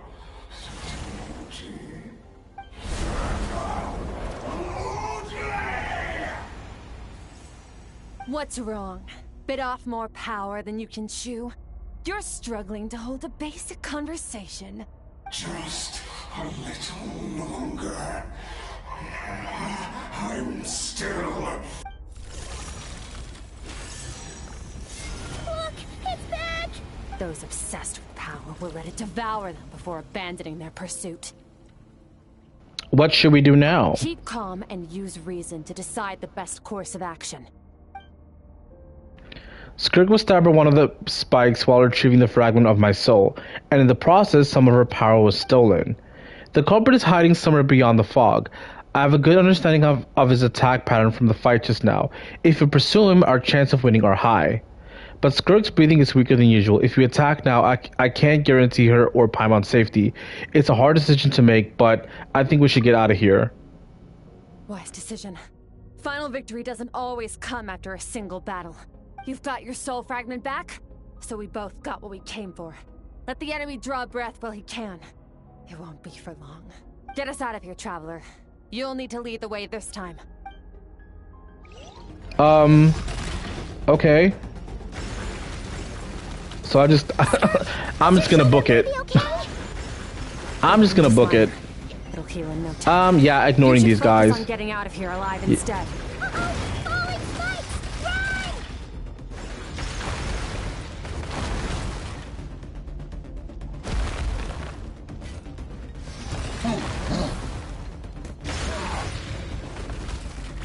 This is kind of fun.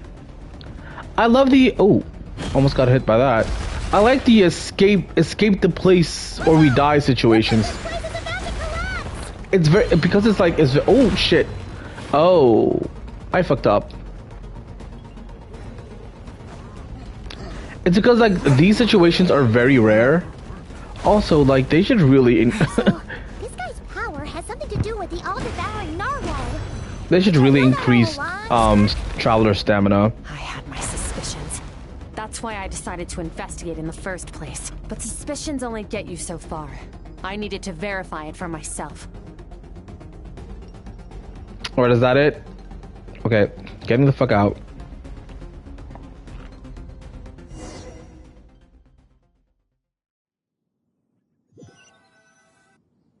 But wait, we still don't know who's behind this, though. Oh, we should be safe here, right? I no longer sense his presence. Can't have followed us out of that abyssal domain.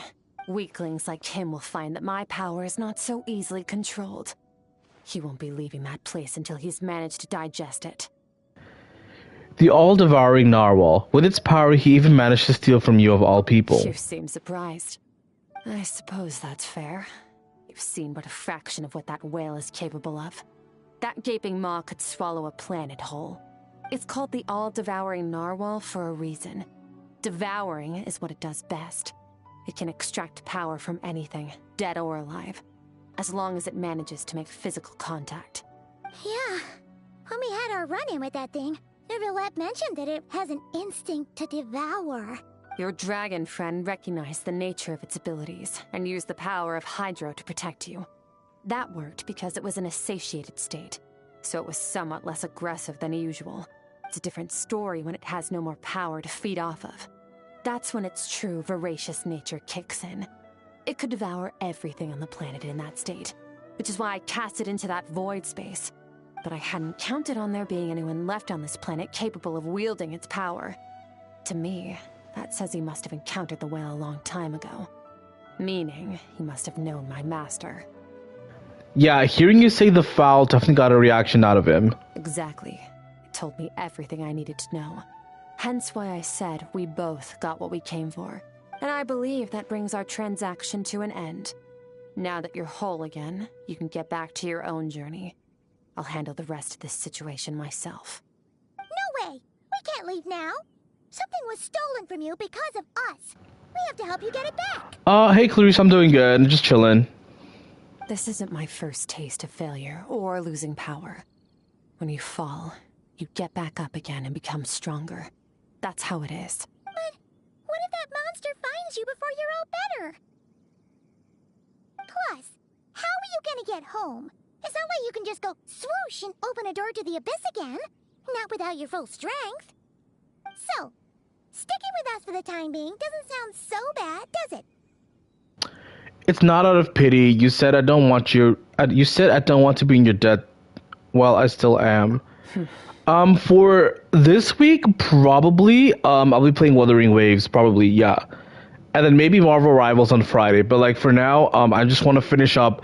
This is like the final Genshin story I'll be doing for the week, probably. Fair enough. Then take this. What is it? A bag of Mora. Nothing in this world is free. I know that much. I'll leave the planning to you. Hurry up and decide where to go. We shouldn't linger. We should take Skirk somewhere she can rest. But where? Paimon gets the feeling Skirk wouldn't like being around a lot of people. Oh wait! Baizhu said we could rest in the back room of the pharmacy, didn't he? Let's head there! He'll know something about Master. I'm sure of it. Next time, I need to be ready. How's your shoulder? Fine. It was just a scratch. It'll take time to recover my strength, of course. But adapting to situations like this is nothing new for me. Your outfit looks different. Oh, this. It's a star crystal suit. Abyssal energy is scarce in Tevat. Wearing this helps me access it more freely. It stores concentrated abyssal energy that I can draw from on the go. When the energy runs out, it reverts back to its original form. Alright, let's go. Found somewhere to rest. Well, lead the way then.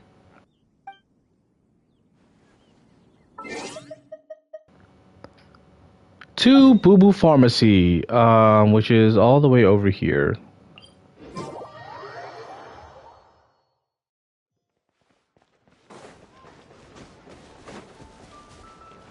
Again, still don't know why I'm Pyro Traveler, but Maybe it's because I did the Malwika quest. Maybe that's why I'm Pyro Traveler right now.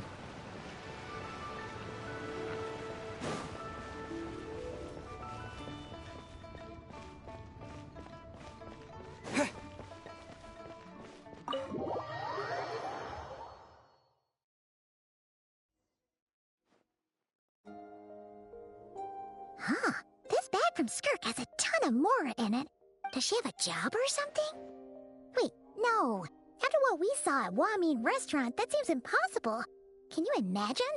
It would go something like, I'll be collecting my paycheck now, boss. Oh, sure thing. Wait, who are you? Have we met? Huh. Can't hold a job if you make everyone forget about you. So, what did she do to get all this Mora? Maybe she robbed some people, or maybe she made it herself. Who knows? Claimed some buried treasure, took care of a few monsters that were causing trouble. Nothing untoward. It's safe to use. What's your favorite game? Final Fantasy X. Yeah, I feel like I've grown more confident in saying that. So yeah, my favorite game is definitely Final Fantasy X. You heard all that? A sonorous voice like yours is hard to miss. I wouldn't be surprised if the sound of it traveled to the nearest mountaintop. Then, did you by chance happen to hear Paimon's little, joke earlier? You mean when you called me Frosty the Lavender Melon? I knew it. I knew it. I mean, the rift was open, and I didn't want to I don't want to assume that she could hear us through the rift, but it was pretty obvious. Paimon's whispering needs some work. No. Sorry. Paimon totally misspoke just now. She didn't say that at all. It was, a Paimon lookalike. Yeah, she's a piece of work, that one. Always impersonating Paimon and giving people weird nicknames. Okay, fine. The truth is, Paimon didn't like you all that much at the start. But things are different now. You helped the Traveler in a big way, so... What do you say? Friends? Skirk doesn't do friends, Paimon. Get with the program. I noticed there was only one bed. Go ahead and get some rest. Wait, what about you? I don't get tired, and I don't need rest. I'm going to practice my sword work. That should help me regain some strength. But your shoulder... Hey, don't just leave! Whatever. Let her tire herself out. She'll come back eventually. Let's get some sleep, Traveler. The comfy bed is calling, Paimon.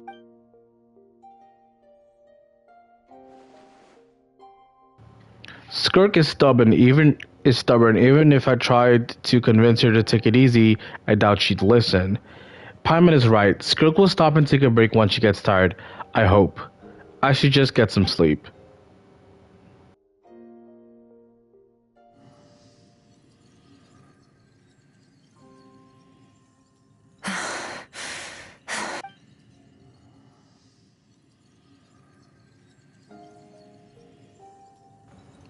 Oh yeah, Clarice, all good. Sorry, I was just so focused on playing the game. Of course she's acting like she didn't just get stabbed in the shoulder. Something seems off with her though. Quiet. Who is she talking to? There's no one around. Unless what? Do you even remember how many... Ah yes, the voices. How many bodies were left to rot on the scorched earth? Yet you alone live on. Keep your gaze fixed on your blade. You don't deserve to rest. Run, Skirk. Run! Only death awaits us here. Keep running, and don't ever look back.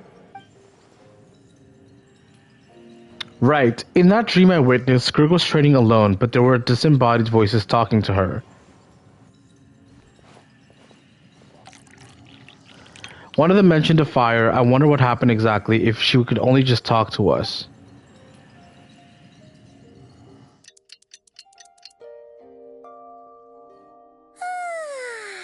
Getting an early night's sleep is the best. That bed was so comfy.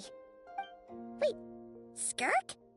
Have you been sitting out here the whole night? The bed's all yours if you want it. Recovered your strength yet? About 60%. Maybe 70. Whew!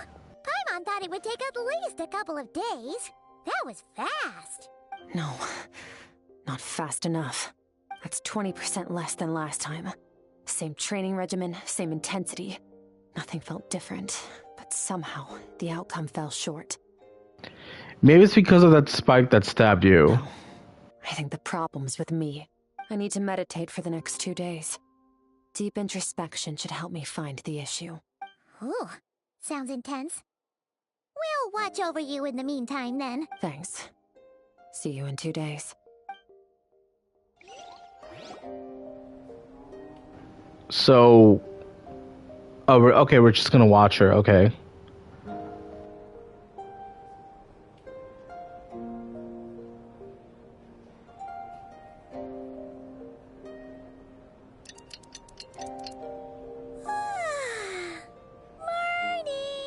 Skirk is still meditating, huh?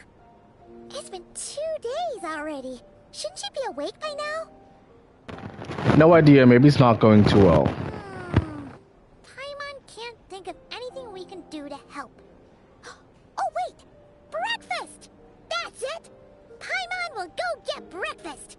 Skirk is gonna be starving when she wakes up. Be right back.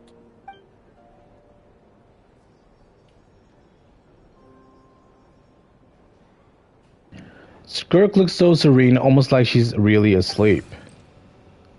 Is the fairy thing gonna show up? Oh, traveler. Oh, strange creature. What are you doing here?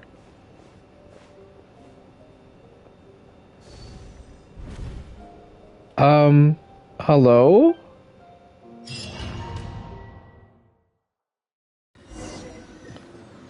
So, back to the dreamscape, I guess. Where is this? This place feels familiar, but where exactly am I? There are towering cliffs with withered trees and a strange river flowing from the horizon all the way here, but it's broken up several times along the way, with a waterfall at each breaking point. It does feel very similar. I don't know why. Maybe it's kind of like Fontaine. On closer inspection, the color of the water is changing. The closer I get, the lower portion, the darker it becomes, almost as if... Did you bring me here? Then that must mean this is the abyss. That's right. This is Skirk's inner world. Think of it as the threshold between the soul and dreams. Oh, okay, I was totally wrong. Never mind. See, there's that 10% where, like, my theories they don't make sense. This isn't your first time here, but what you remember is probably a space covered in darkness. I only managed to illuminate a small portion for you back then. So you can speak? Actually, it's my first time talking to someone like this. I only managed to break free and bring you here because the injury weakened her power. I guess that's why I can speak again, too. Call it fate, if you want. I think that's the word they use in this world for lucky coincidences like this, right? Now, before I take you to her, I gotta ask. You're the first outside visitor to ever come here, so what's your impression of this place? What is that river? Why are there so many cliffs and waterfalls? Two very good questions, honestly. Let's go with this one. You noticed. This river represents Skirk's strength. Strength accumulates over time. It is the summation of a person's lived experience. So this river is where all the fragments of Skirk's life should converge into a single stream of memories and emotions, flowing forward as one. But as you can see, this river has been severed numerous times. It's because Skirk doesn't like who she was in the past, when all she sees reflected in the river is a disgraceful shadow of who she was. She cuts through water and rock with the sword of reason, severs her connection with the past, and begins anew. That reminds me of You must something. learn to shut out all the pointless emotion. Crush the self that makes you weak. And become master over your physical form. This isn't my first taste of failure or losing power. When you fall, you get back up again and become stronger. That's how it is.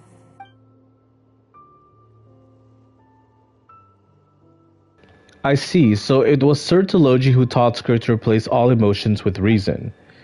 And since then, it's been a constant process of abandoning, refuting, and erasing her past self.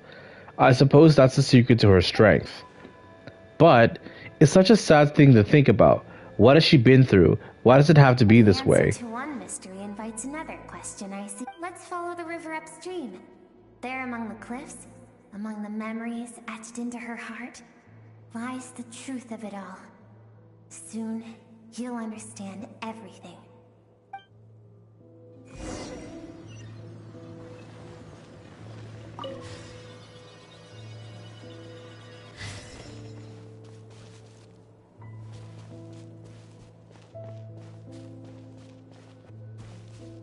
Oh no, I see my abilities are active. Do I have to fight stuff again?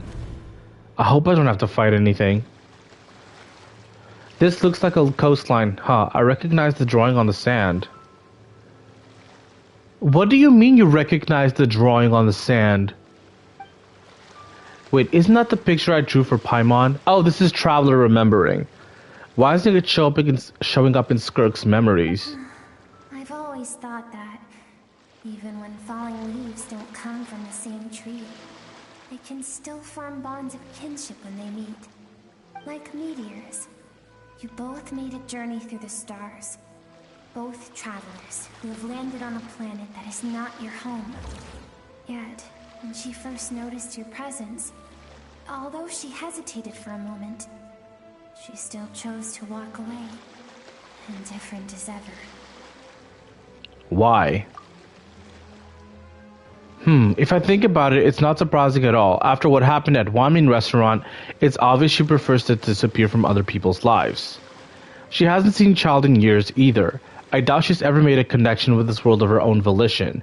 What I'm seeing now is a microcosm of her entire life. Seems like you've answered your own question. Skirk sees herself as a trespasser in this world. She's made a conscious choice to avoid altering its path. But the reason for that decision stems from events much earlier on in her life. Let's keep going. It's still a long way to the source of the river.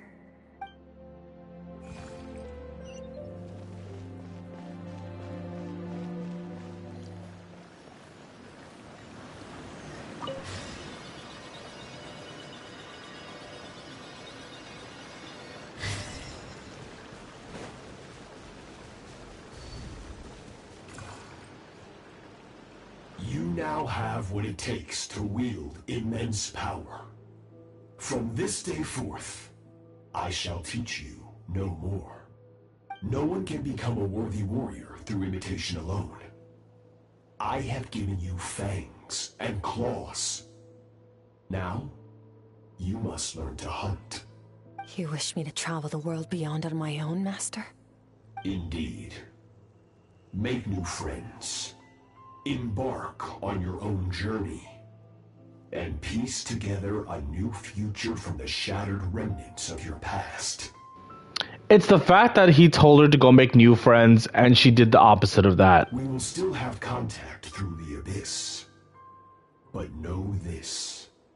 One day, I will take the life you worked so hard to rebuild and reduce it to ashes. Just like the fire that haunts your mind. Okay, but why though? Also, wait, can I just... That is a sick shot, dude. Great art. That is amazing artwork. But like, why is he trying to take her life? I don't get it. Why would you do that? Literally, what the fuck is the reason, bro? I have told you before. Fear is the catalyst for human evolution.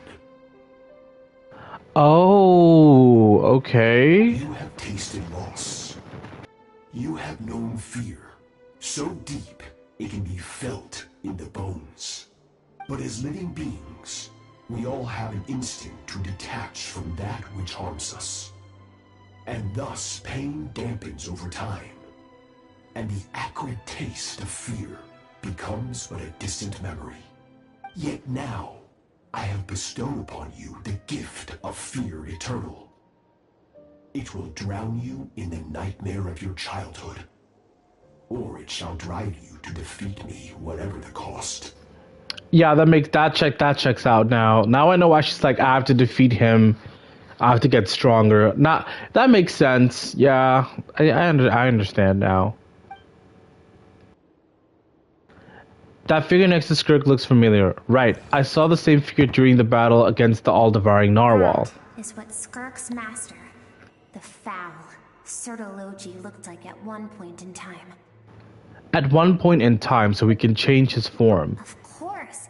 As a higher being, physical form is a triviality to him. He could appear as a beast, a human, or even a monster that defies description.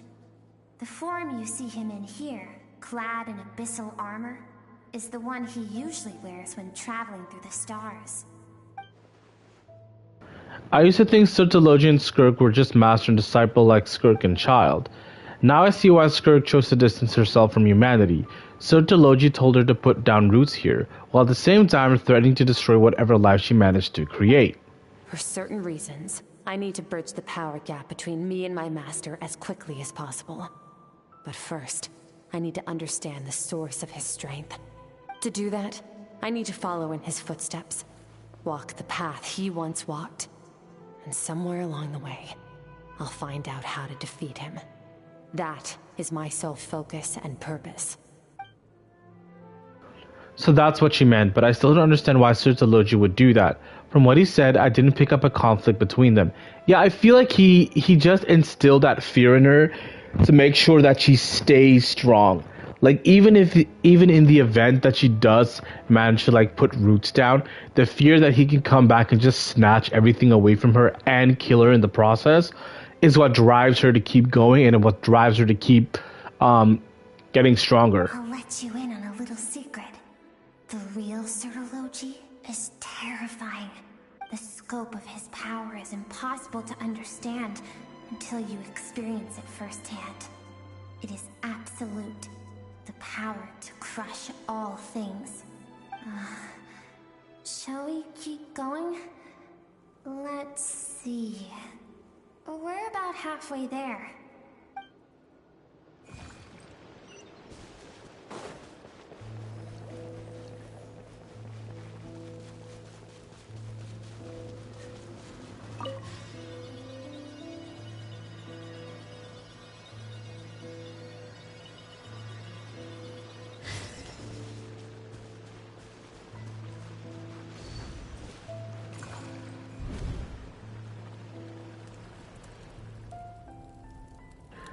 This must be Skirk when she was a kid. We've made it quite a ways already. This is Skirk, when she first began training under Sertologi. I have set your broken wrist. Tomorrow, you're to train twice as hard. No tears this time. Good. Attempting to garner sympathy through tears is a habit of the weak. A pitiful, useless ploy. Can I ask a question, Master? Why did you save me? I keep thinking, maybe it would be better if I had died. I wouldn't be haunted by that fire all the time. I wouldn't have to go on like this. I saved you because I have a plan for you.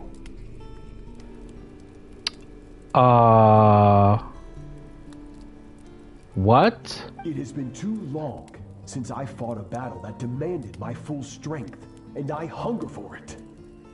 Every so-called genius and prodigy I have faced has crumbled like sand underfoot. Before me, even fate bends the knee. So, I will teach you everything I know, train you by whatever means necessary, in the hope that one day you might surprise me. Not defeat me, he said surprise. Not defeat, like he said surprise me, not defeat me. So even in his current state of like, I see potential in this kid, I see her becoming way stronger than everyone else I have fought in the past. I still don't see her beating me in a fight or actually killing me. Like, she'll be strong, but she won't be my equal or superior. That's how strong this man is. But I don't want to draw my sword against you, Master. What you want matters little. Among the boundless sea of stars, the cries of the weak are but faint murmurs that disappear into the void. You of all people know that well. Okay, so I just have like this little, there's like this something happening in the back of my head right now. I just want to confirm something with Sertologi's VA, because like I'm hearing something, and honestly I just want to know if this is who I think it is. So just give me 2 seconds.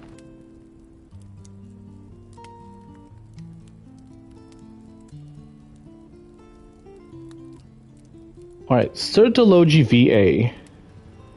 Or Sertology English VA.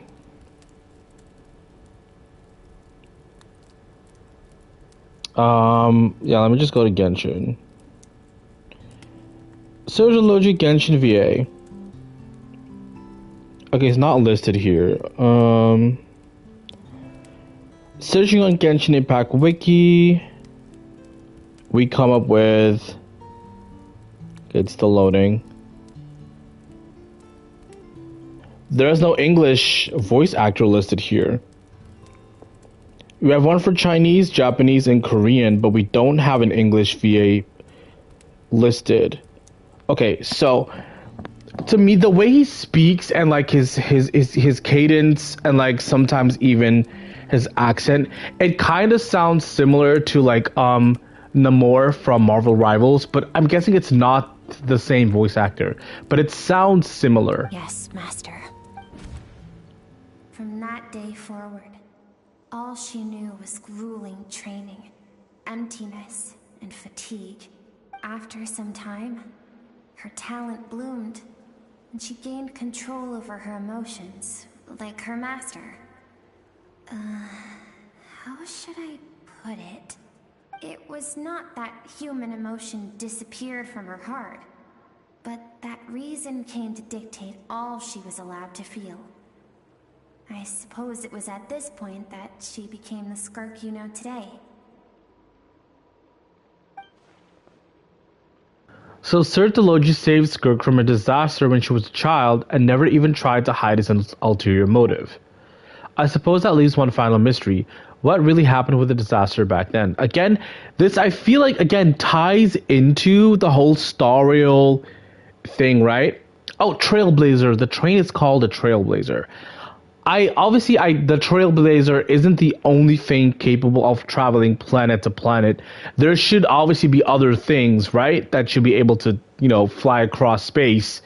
But what if Sertology is one of those things? Because remember, his armor is like to protect him from the abyss, I think, or to draw power from the abyss.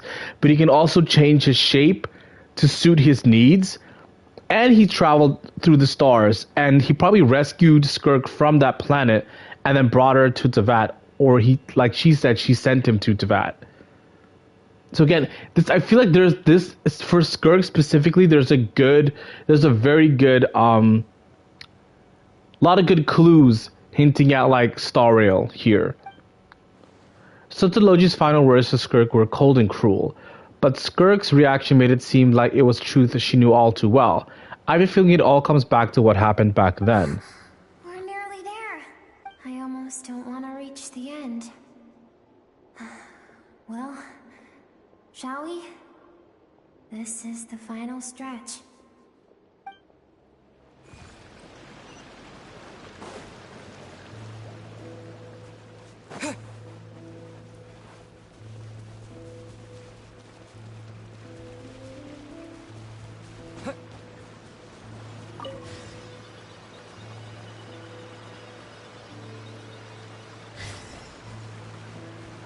Shouldn't we be up top to see the source of the river flowing? Skirk's happiest memories.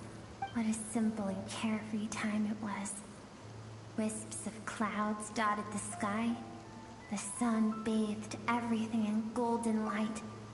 And when song filled the air, not even the shyest of flowers could resist swaying along. This is Skirk's homeland.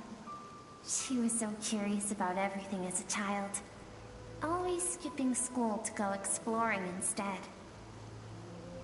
There was so much to discover.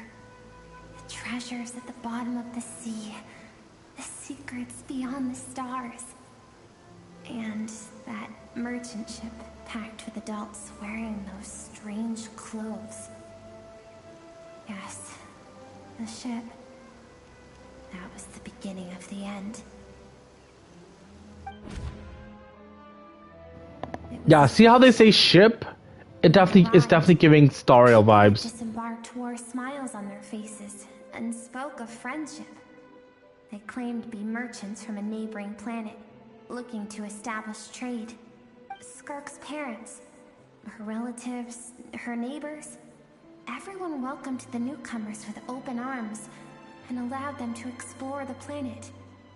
To them, the visitors were guests and should be treated with hospitality.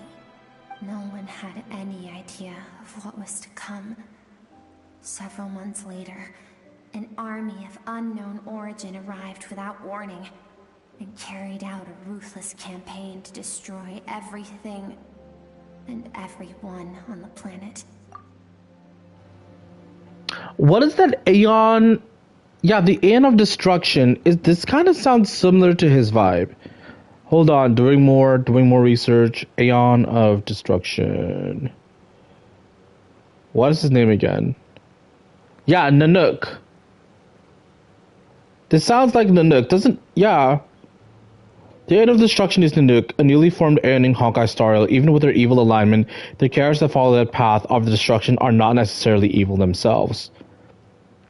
Yeah, like this sounds like one of Nanook's armies just showed up and decided to nuke the planet. Because remember, a ruthless campaign to destroy everything and everyone on it without warning. Or like maybe they wanted to harvest the planet for resources, but again, this just sounds like they just wanted to destroy everything. Skirk had skipped school that day, like so many times before, so she was not caught in the immediate wave of destruction. But when she came home that day, only fire and ruin awaited her. Countless people cried out to her for help. People she knew and loved. Friends and relatives. The little girl who lived next door. The shop owner with the bad leg. The bad-tempered teacher she had made fun of just that morning. Okay, I wanted to argue, like, why are all of them calling out to, like, a little girl? Like, what are they expecting her to do, like, in this situation? But, like, then I remember that her parents are, like, the strongest people in her village, I think. Their lives were discarded like worthless trash as the fire consumed one life after another. Skirk was helpless. All she could do was run. And so she did. She kept running until an unexpected figure crossed her path. I'm guessing that was Sertologi, right? If Sertologi hadn't been there in that moment, the fire would have claimed her life too. And there she would have remained, left to rot in the scorched earth, with no answer as to why any of this was happening. So why did those people destroy her homeland? She doesn't know. Because she and her people were seen as a threat.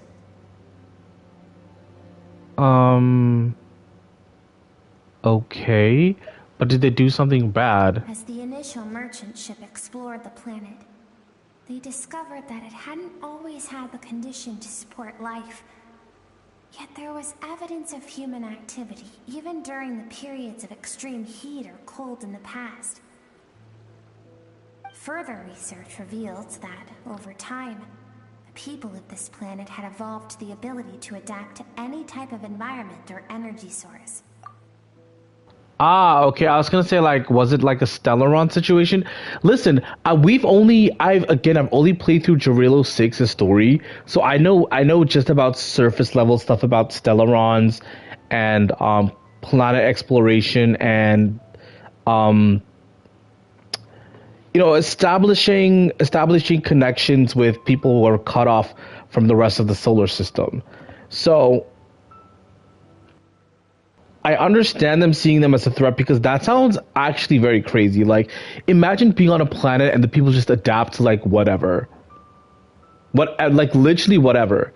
Extreme heat and extreme cold.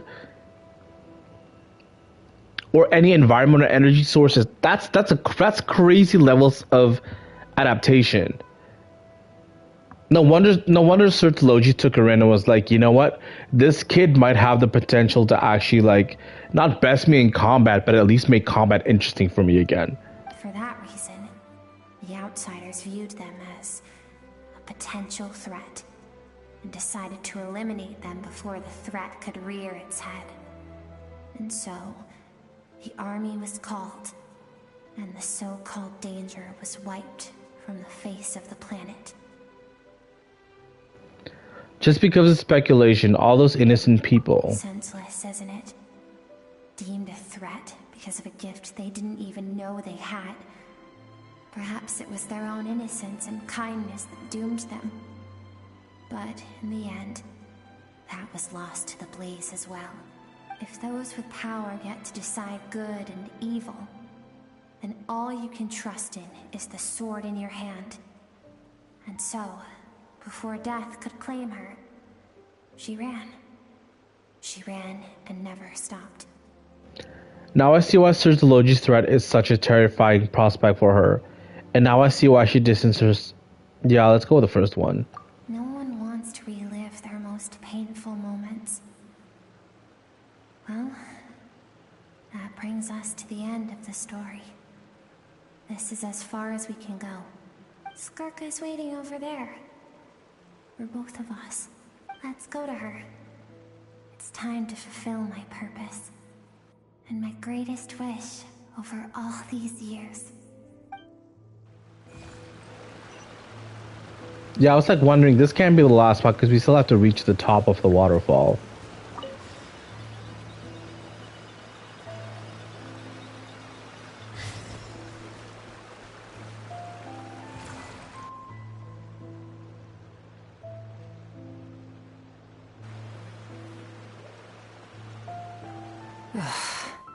So all this, just so you could bring him here. I have things to say to you. Well, to me. I want someone to witness our reconciliation, even if it takes an argument to get there. And he is the best choice in this moment. Yeah, this is her inner Skirk. This is childhood Skirk. Her suppressed emotional self. The version of herself she keeps locked Yeah, in the basically inner recesses of her Skirk. mind, stifled by reason. All those rejected impulses, those discarded aspects of your past selves, they are a part of me now. I am who you used to be. Someone you have refused to face for too long. So, I came to face you instead. You're wrong. I've faced you all along. And that's exactly why I keep you locked here. Your existence makes me weak. Moments of joy and longing are when we are most vulnerable. Don't forget, it was a penchant for goodness over reason that doomed our homeland in the first place. The vastness of the universe renders everything insignificant. Our feelings most of all. Even so, learning from the mistakes of the past doesn't have to mean erasing everything. Strip yourself of your so-called weaknesses, emotions like kindness and empathy, and what makes you any different from the ruthless soldiers who slaughtered our people? The difference is that I'm doing what is right, what is necessary. I mean, in that aspect, the soldiers were also doing something that's right and what is necessary. Because what if a whole planet of people who can adapt to any single environment or energy source decide, you know what, fuck it, we're gonna blow up the universe and rule it? What can anyone do against that? It's like in the soldiers' minds, they're like, you know, we might as well kill these guys before they become a threat, like an actual threat. So in that case, in that line of thinking, they were also right. But you know what? Let's hear more of your reasoning, Skirk. I allow you to exist, but with limited freedom. That is the greatest kindness I can offer. I have shouldered everything you couldn't carry. I rose above the numbness and emptiness, and it was cold, unfeeling reason that brought me this far. It made me who I am. It made me strong. That is the problem. I want to shoulder those things together. On the grand scale of the entire universe, maybe our feelings are vanishingly small, but why should that mean they don't matter? Emotion gives warmth to the cold expanse of space. It gives meaning to the world around us. Think back to those nights of gazing at the stars, those afternoons of exploring the unknown. Think back and let them grant you peace. A brief respite from the pressure you put on yourself. That isn't what we need. Exactly what we need.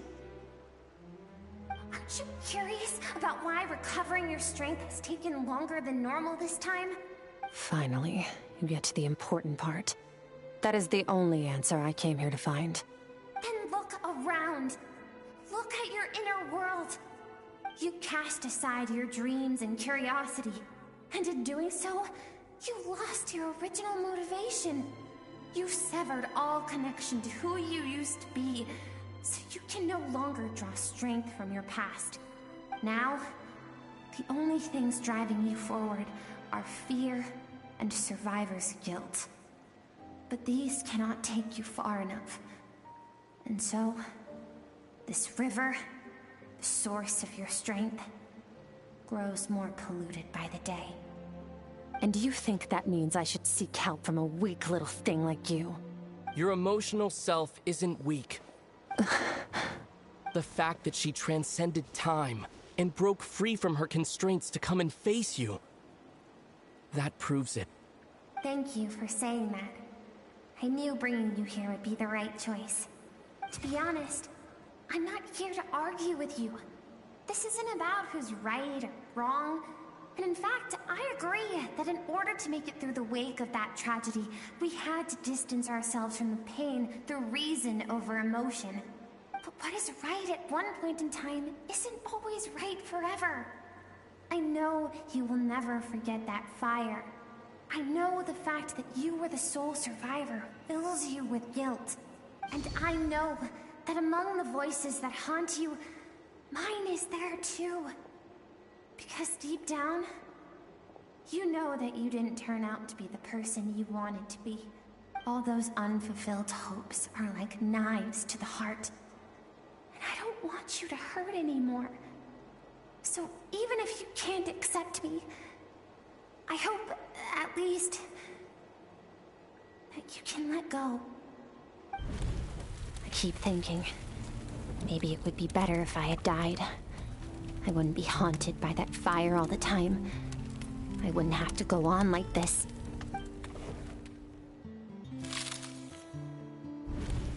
Your dad and I, we're not afraid to stare death in the face, but we need you to survive.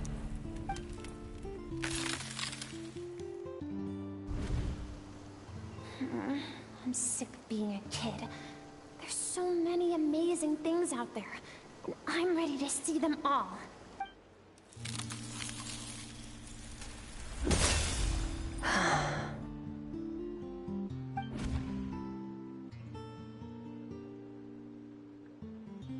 I remember.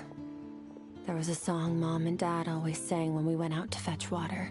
Dancing water. The sand along your path is begging for your song and movement. Will you carry this burden with you on your journey? I am not the dancing water, and you are not the burdensome sand. But if this is your wish, then I will carry you with me until the end. Thank you. I should be thanking you. Cutscene? Oh, I love these, the 2D animated ones. These are usually very beautiful. 2 cutscenes in Skirk's story quest, bro. They really showed out for her. Again, I don't think the story quest should have been here. It was too early to tell her story, man. It was way too early to tell her story. Heed my words, Skirk. Let fear take root in your soul. Did you survive? Why was it only you? Skirk, did you become a positive light in this world?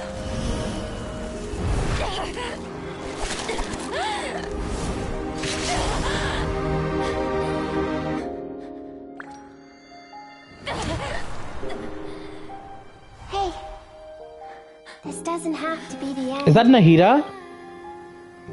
Oh.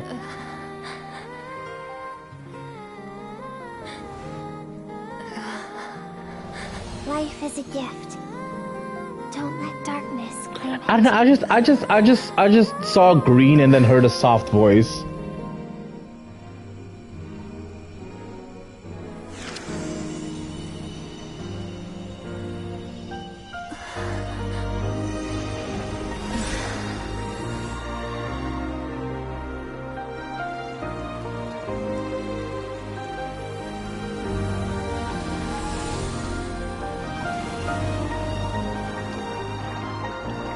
Like I said, like I love the 3D cutscenes, but like the 2D ones always go so hard. Like, look how beautiful this looks. And the music, again, always comment on the music. Hoya Mix will never fucking miss. Ever.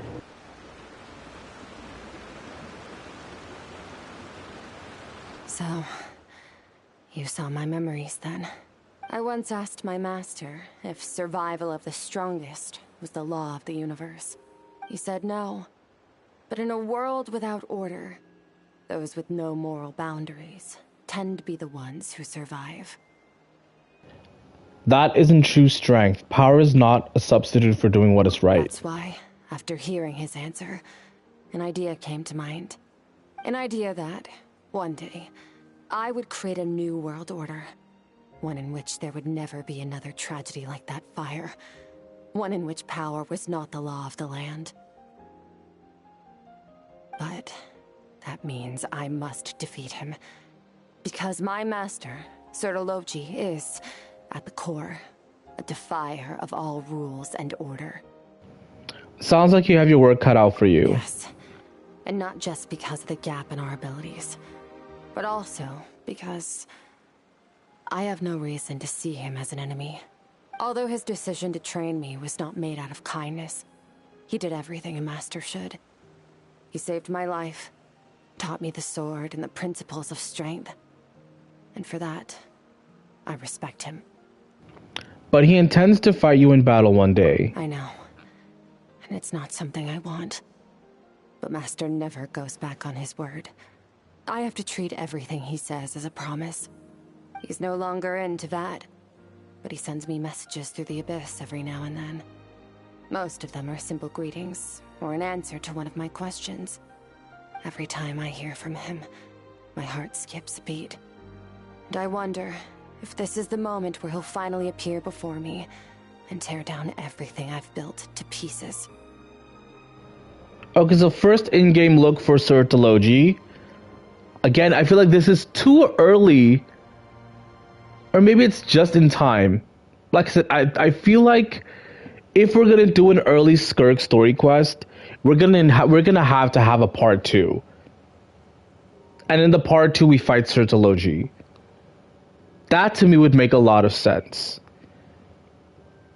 But like, oh my god, the timing feels a bit off. But if we get a part 2, then it's fine. This is like the foundation for like the future of Genshin Impact storytelling. Maybe that means I do live in eternal fear. Just like he said. Yes, I respect him, but I'm also afraid of him. And for that reason, the pursuit of strength consumes every moment of my life. I don't know what Master has planned, but I have to be ready. If he does attack you one day, I'll help you. But I feel like that's not the point, Traveler. She has to defeat him on her own merit, with her own strength. Offering help is all good and all, but she has to do it by herself with her own strength. Help me? Why? This isn't your fight. Because if we want to build the world we both want to see, everyone has to be willing to fight for it. If we all do our part, we can make the entire universe a kinder place.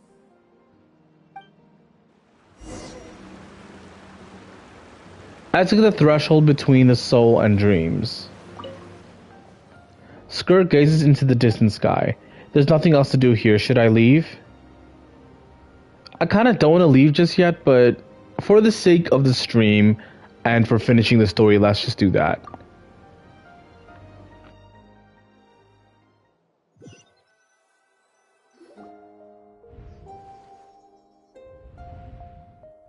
Oh, you're finally awake!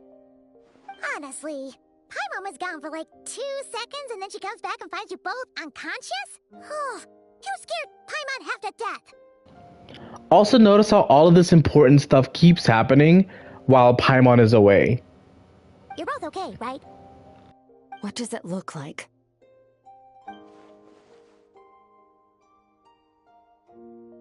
You look stronger than ever. Only water from the source can cleanse the rot and filth that flows from the past into the future. I taught you to incorporate the experiences from your journey into how you fight. I suppose what happened today will become an inseparable part of who I am.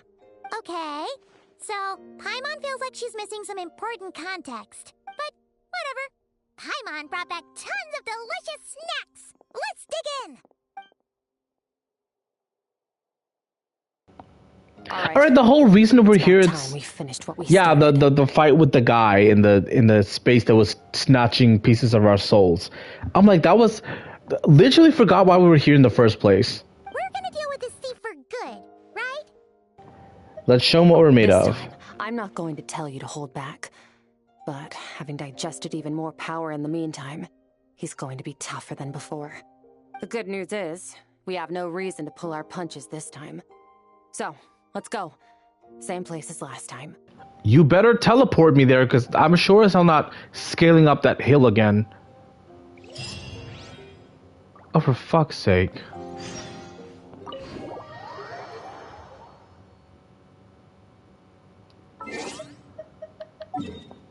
There's no special waypoint, is there? Nope. No, there isn't. What if I click on it?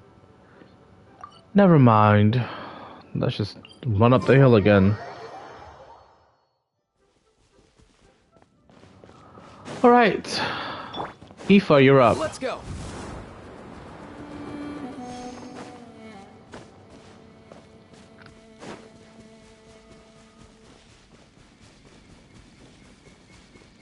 Oh, there's a challenge here? Okay, maybe I can do the challenge quickly.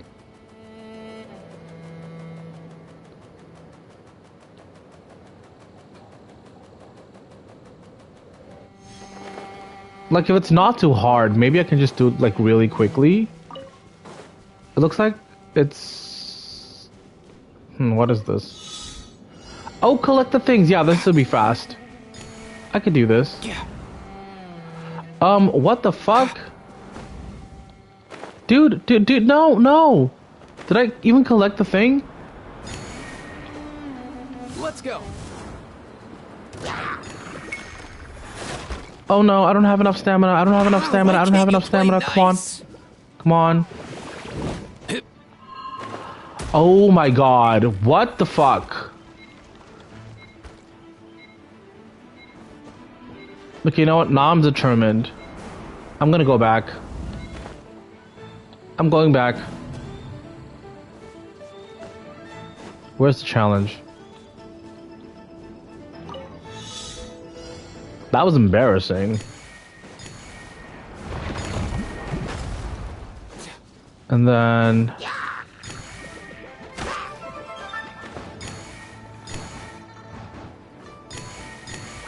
Alright, thank you. If you Also need for help common carrying chest. this stuff, I'll get Kakuku on it. Where's the rift? Okay, so... Let me just heal up my party in case I actually have to use my party. Heal everybody up.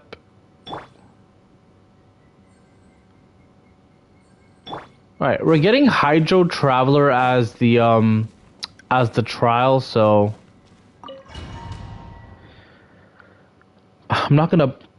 Oh wait, maybe I can actually.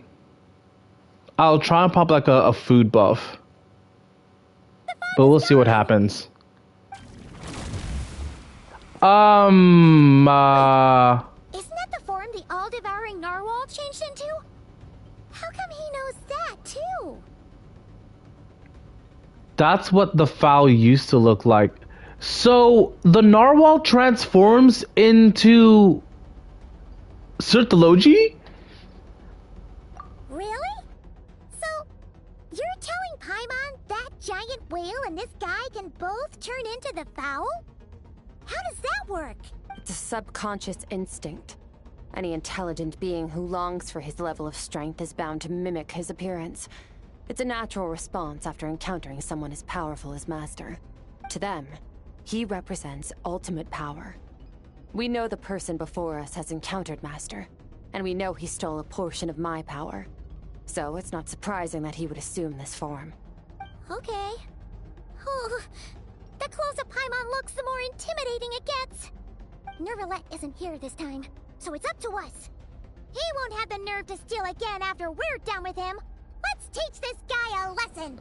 I don't know why Paimon keeps talking like she's the one that's actually gonna help us fight. Like, just sit in a corner and be quiet.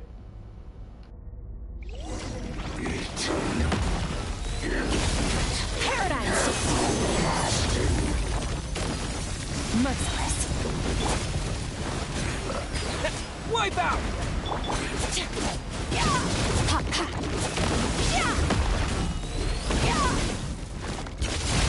Never star goes out!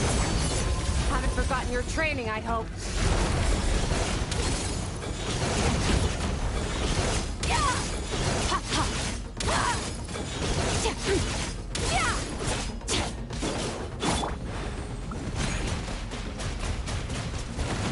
Water jet! Once more! Into the void!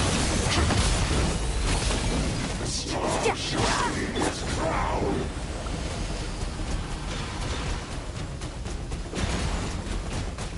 Go! Fearless. Another star goes out!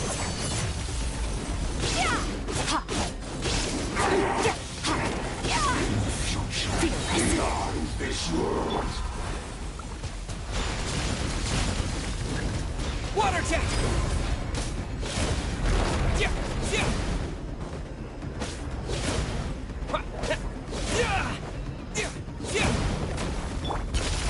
Paradigm shift! Cutscene? No cutscene? Well, you can't have 3 cutscenes in... Damn, Skirk really is a favorite. 3 cutscenes in 1 story quest is insane.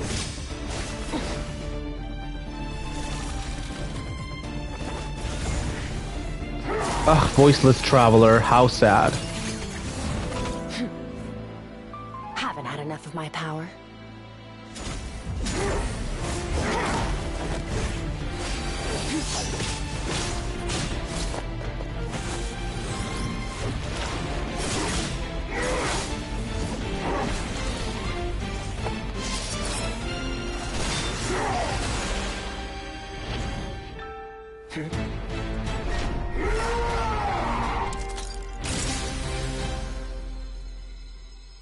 Well then, let's see how much more of this power you can handle.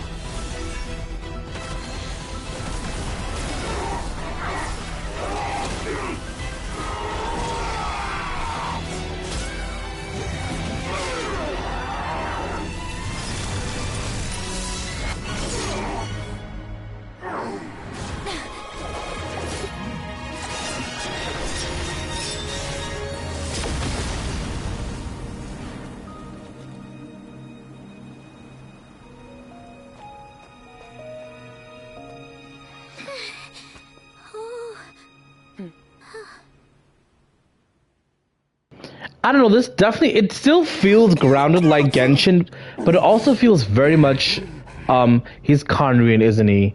Oh my god, I can already tell he's Conrian. Just judging on the outfit alone, that dude is definitely Conrian. But yeah, like I was saying, this story it still feels grounded like a Genshin story, but this also could just be like told in Star I could see this being a Star Rail cutscene as well. Yep, he's definitely Conrian. You come to your senses? You saw that my body was at its limit.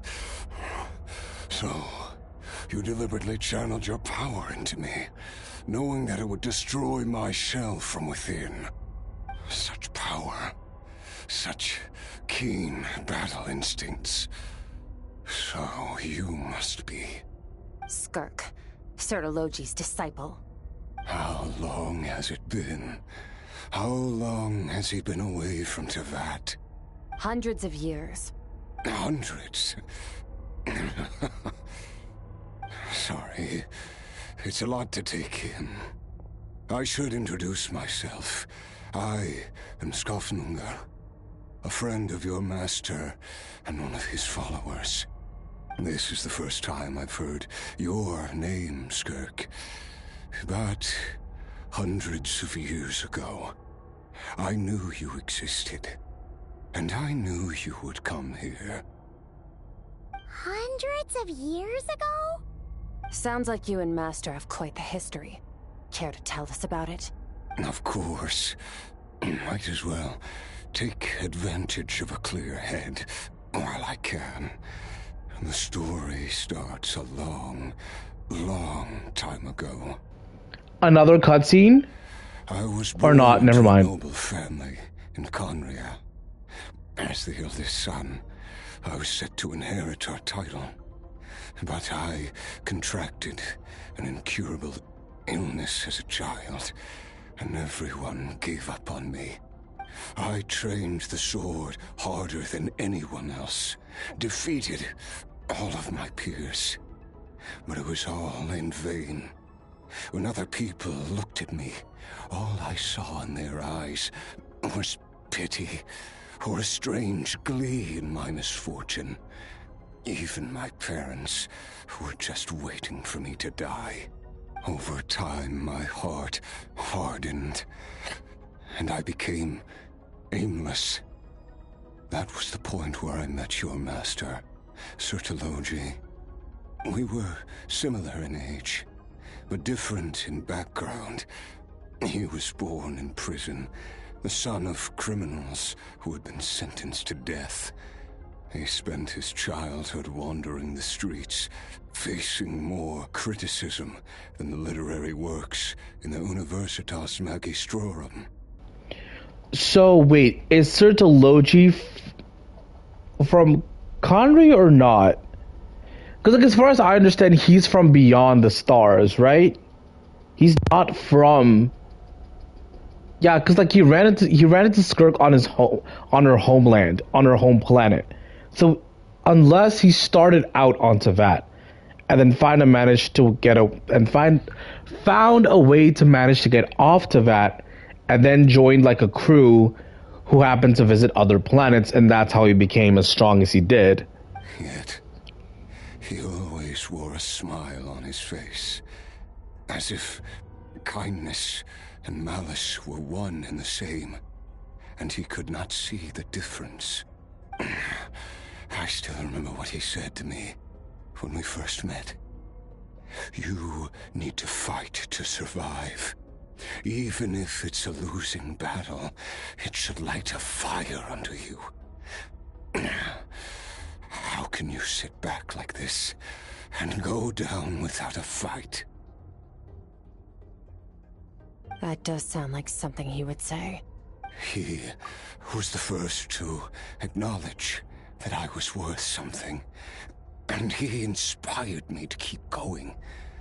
When we sparred together, it was the first time I'd actually felt the thrill of combat. When I was 10, he stole forbidden research materials and managed to cure my illness. It was like there was nothing in this world he he couldn't accomplish. When it came to the human form, he was always intent on pushing the boundaries of possibility. But somewhere along the way, I fell behind. My talents were nothing compared to his, and at some point, I realized he had pulled so far ahead, I was too embarrassed to even ask him to spar. After his grand endeavor was successful, he sought me out and said to me, "This planet no longer holds anything of interest to me, so I'm leaving. But first, I have an offer. I can use a power I have just refined to break the curse of immortality for you. Your death was once what we worked so hard to prevent. But the immortality you now face is a different kind of pain altogether." I'll pass. Immortality doesn't sound so bad to me. Since I can't die, it means I have an infinite amount of time to get stronger. Maybe I'll finally catch up to you one day, and we can spar like we used to. Are you sure? I cannot say when I will return. Your body, or rather, your soul, might not be able to withstand this curse. All I can do is try. After all, a wise man once told me, people need to fight for their own survival. Wise indeed. Nevertheless, if you grow weary of the pain of immortality, and wish to experience a good sparring match before you wither away, seek out my disciple. Disciple? Never thought I'd hear that word coming from you. Nor I. But Vedifenir said I was destined to find a disciple out there in the universe, and bring her to Tibet. You know as well as I, Vedifenir's prophecies are never wrong. Well, now I'm curious about who this disciple of yours will be. All Vedifenir said was that one day, the stars shall bow in her honor. Sounds pretty impressive. Of course. Only the most outstanding people would have the right to become my disciple. Still self-assured as ever, I see. But you're not wrong. I'll be leaving then. Oh, and if you are serious about getting stronger, I left you a little gift in the primordial sea. As I've said before, walk whatever path you want. Freedom means even the wicked get to make their own choices. Waiting for me in the primordial sea was the all-devouring narwhal, already beaten into submission by Sertologi. In its weakened state, I was able to cut off part of its flesh and sew it into my own heart. Oh. Oh, okay, that... Ugh, yikes. He's immortal. Of course, Duh. Paimon, keep up, bro. Where have you been for the past 5 minutes? So, you used the curse to turn yourself into a vessel for power. Even with that whale's ability, devouring power like that is not something the human body can withstand. With your body and soul constantly at the breaking point, it was the curse of immortality that sustained you. But that is not the path to strength. You have to pour your heart into it, work for it, dream of it. Instead, you stole something that didn't belong to you, and it backfired. You're right. I should have known better, but I had already pushed myself to my limits, and he was still miles ahead of me. So I had to take a leap of faith. I miss your master. I miss the days when we were all together, troublemakers without a home. I don't regret the choice I made. But if you'll allow it, I do want to apologize. To both of you. After the beating we just gave you, I think we can call it even. You're an interesting one as well. Sertologi's disciple. That's a lot to live up to. It can't have been an easy experience. I know what he's like. He rules with an iron fist, using despair and fear to force you to catch up to him, all the while standing ever out of reach. We're like mountain climbers in the dark, never knowing how much higher we have to climb, or when we will see the sun again. True. But I made up my mind long ago. No matter how dark it gets, I will not give in to despair. I will overcome it. Besides, after hearing your story, I suspect what Master really wants is not a battle that demands his full strength, but rather a defeat. Yeah, I was hinting at that, like, in the beginning. I was like, he doesn't want, like, the way he flaunts his power and the way he has, like, you know, said how strong he is, and then, like, he doesn't recognize anyone he doesn't deem worthy. Like, at the beginning, I was like, maybe he wants to fight. He wants a fun fight, not necessarily to lose, but in order to, like, actually use the full might of his strength against an opponent that will actually challenge him. I initially did think, like, maybe he just wants someone to defeat him, and he was molding Skirk for that. But on the flip side, I was like, he just wants a fun fight, right? He just wants a good fight. It's very similar to, like, One Punch Man. Like, he's reached the point of being so strong that nothing really interests him anymore. And now after this whole experience of Skirk story quest, I am more leaning to the point of, like, yeah, I'm thinking he wants Skirk to actually, like, best him in combat and actually maybe put an end to whatever he's dealing with. Since you're his friend, you must have some things in common. First time we came here, when you stabbed me through the fog and stole my power, I felt no emotion coming from that spike. But when you had to devote all your strength fighting me just now, I could feel joy and passion emanating from your blade. It was the joy of a researcher discovering the truth of the world, the joy of an artist uncovering a temple of wonders. Interesting. I'm certain I didn't express those emotions outright.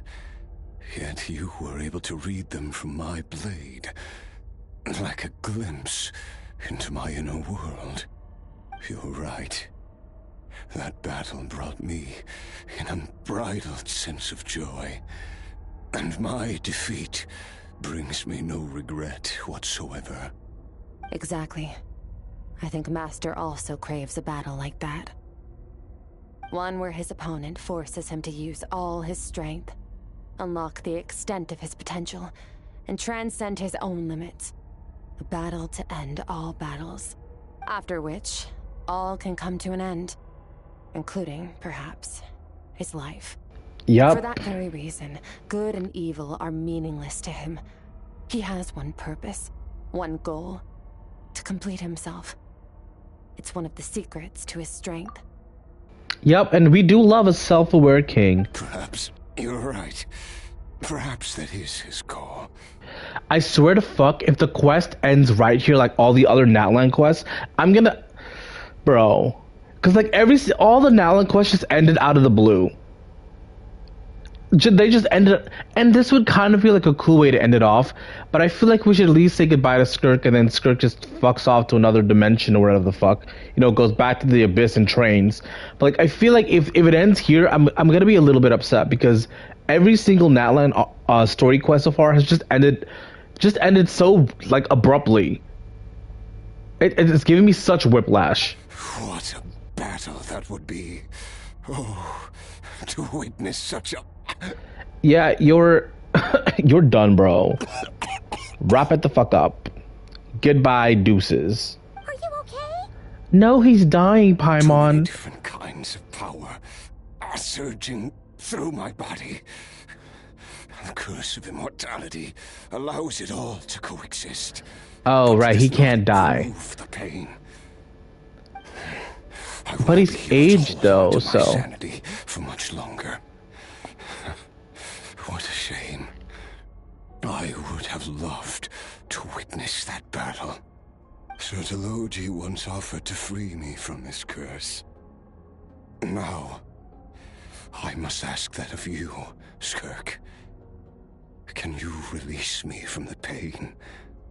I can, but not through death, if that's what you were hoping for. It's not a suitable punishment for your crime. As an alternative, I can take your consciousness, along with all the power you've consumed, and smash it to pieces. The impurities will dissipate, and under the curse of immortality, your mind and body will regenerate. When that process is complete, you will be back to who you were before, no longer tortured by powers you can't control. But it will be a time-consuming and painful process. The decision is yours to make. I accept. And who knows? Perhaps I'll wake up in time to witness your great battle with Sertologi. Loki don't care if you never see this NPC ever again, but who knows? Though I know it'll be a long and arduous road. If we are climbers in the dark, it appears the dawn has finally broken for me. But your ascent continues. At least, it looks like you are not alone on your journey. I will reach the top of this mountain, no matter what it takes. And you, Skofnunger, will be my witness at the end of all things. That's finally over. Let's get out of here. Oh my god, is this a luxurious chest? At least we don't have to make a mad dash for the exit like last time. Thank you, Skirk, for the 10 Primo Gems. Alright. I'm ready to go. Skirk gazes into the distant sky. There's nothing else to do here. Should I leave? Yup, let's just go. We did it! It's only been a few days, but it feels like forever. Once again, we've proved there's nothing we can't overcome. We're just that awesome. You can't say you didn't break a sweat, because Skirk literally trained you into the ground. Wow, you sound even more confident than usual. Guess you really have become stronger. Today sure went by fast. It's night already. Oh wait, that reminds Paimon. The stars you mentioned, the ones that died out, are they back now? Yes. The power Skofnunger stole has been returned. So, the stars have regained their light. Great! Huh, it's crazy that you even noticed their light was gone. There are so many stars in the sky. If a few disappeared, Paimon definitely wouldn't be able to tell. I suppose it's because I have gazed upon this sky for centuries. The false stars, hanging in the meticulously planned sky, glittering with rotten light. It's not real. And yet, it is for that very reason that I can look upon it and enjoy the momentary peace it brings. It's beautiful, I agree. I like to see what it's like up there. Even the most beautiful of bubbles has to burst. We will return to the real universe one day, whether of our own volition or not. Time marches ever forward. Even the innocent and naive will taste life's bitterness. Yet through hardship, we grow, until we learn to seize the sands of time for ourselves, and uncover our true strength. Though we gaze upon a false sky, its vastness and majesty is palpable. One can only wonder, what is it going to take for kindness to reign supreme in the vast expanse of the universe? Ugh, this is all going over Paimon's head. But if she knows one thing, it's that the Traveler always finds a way. Ever since we met, he has filled Paimon's days with happiness. No matter how tough things get, he always finds a way to make it better. If it's too big a job for one person, then we'll do it with two. And if 2's still not enough, then 3. We've met so many amazing friends and accomplished so many amazing things. As long as we don't give up, we can make any wish come true. I suppose when it comes to you, anything is possible. Well, I should be going. Now that my power is no longer isolated from my emotions, I need more practice to get used to it. Not when will we meet again? Probably the next fucking 3 years. Post Neshnaya, I think is when we will probably see Skirk again, unless something drastic happens in Not Krai. Like, yeah, unless something drastic happens in Not Krai, which, you know, it will. I don't think we'll see Skirk, though, because she's not really related to the Fatui in any way. She's affiliated with herself, and only herself, and sometimes Ajax. Oh my god. She's affiliated with Ajax, and then... And even then, it's everything she does is in pursuit of power to try and defeat Sirtology. So I would love to see Skirk again. I think post Snezhnaya, I think would be a good opportunity to do Skirk Story Quest Part 2. But I don't think we should see Skirk throughout Not Krai at all. Even if it's like an off what do you call it? Like a filler season or whatever. I don't think we should see her then. I think Skirk is better off tied to bigger stories. And again, in the middle of Natlan just felt really weird for her to do that. Because we did end off with Bennett and Inefa's story, and then of course Dane's story. I think those 3 were like the biggest and like benefited Natlan's story a lot. But again, I think Skirk released a little too early. I think this story quest could have worked really well, maybe in Not Krai. I think that would have been better to bring her back for then. Because remember, Not Krai is all about tying together the loose ends of all the stories that we've come across in our journey so far. I think her story would have really shone a lot more better in that aspect.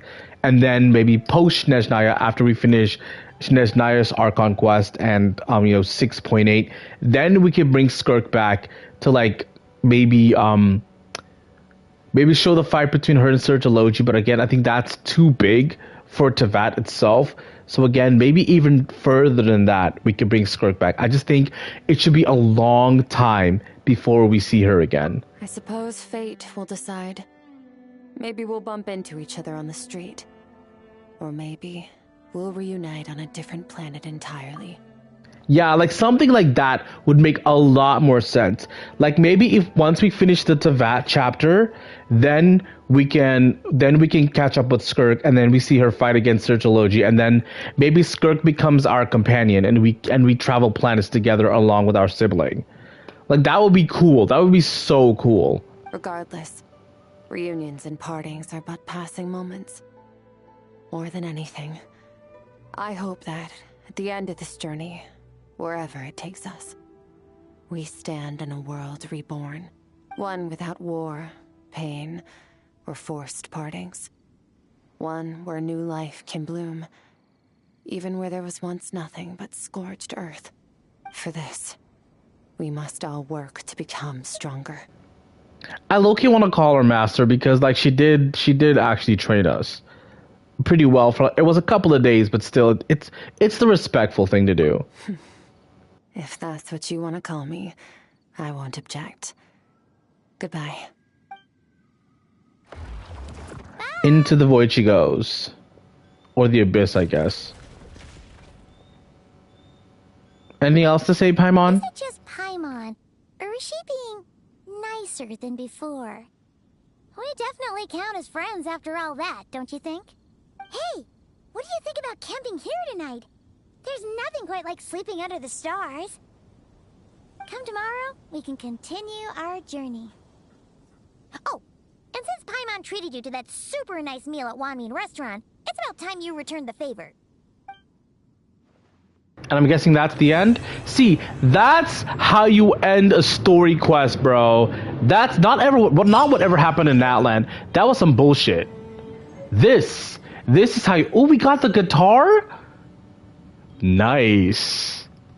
A model of an instrument based on Skirk gifted us. again, that was beautiful. Highly enjoyed that. That was an amazing story quest. I low-key thought it would take me a lot longer to finish this. I literally set aside like what, 5 hours. I set aside 5 hours of my day to play through this because I knew it was going to be long, very long. We got like 3 cutscenes, bro. That was insane. But yes, this story was so good. Again, misplaced. I'm not gonna go on a rant about how this could have been brought later because I've already covered this like several times already. But again, this was really well written. The voice acting was good, even though Traveler didn't speak at certain points when he should have. Again, I feel like this is what a story quest should feel like.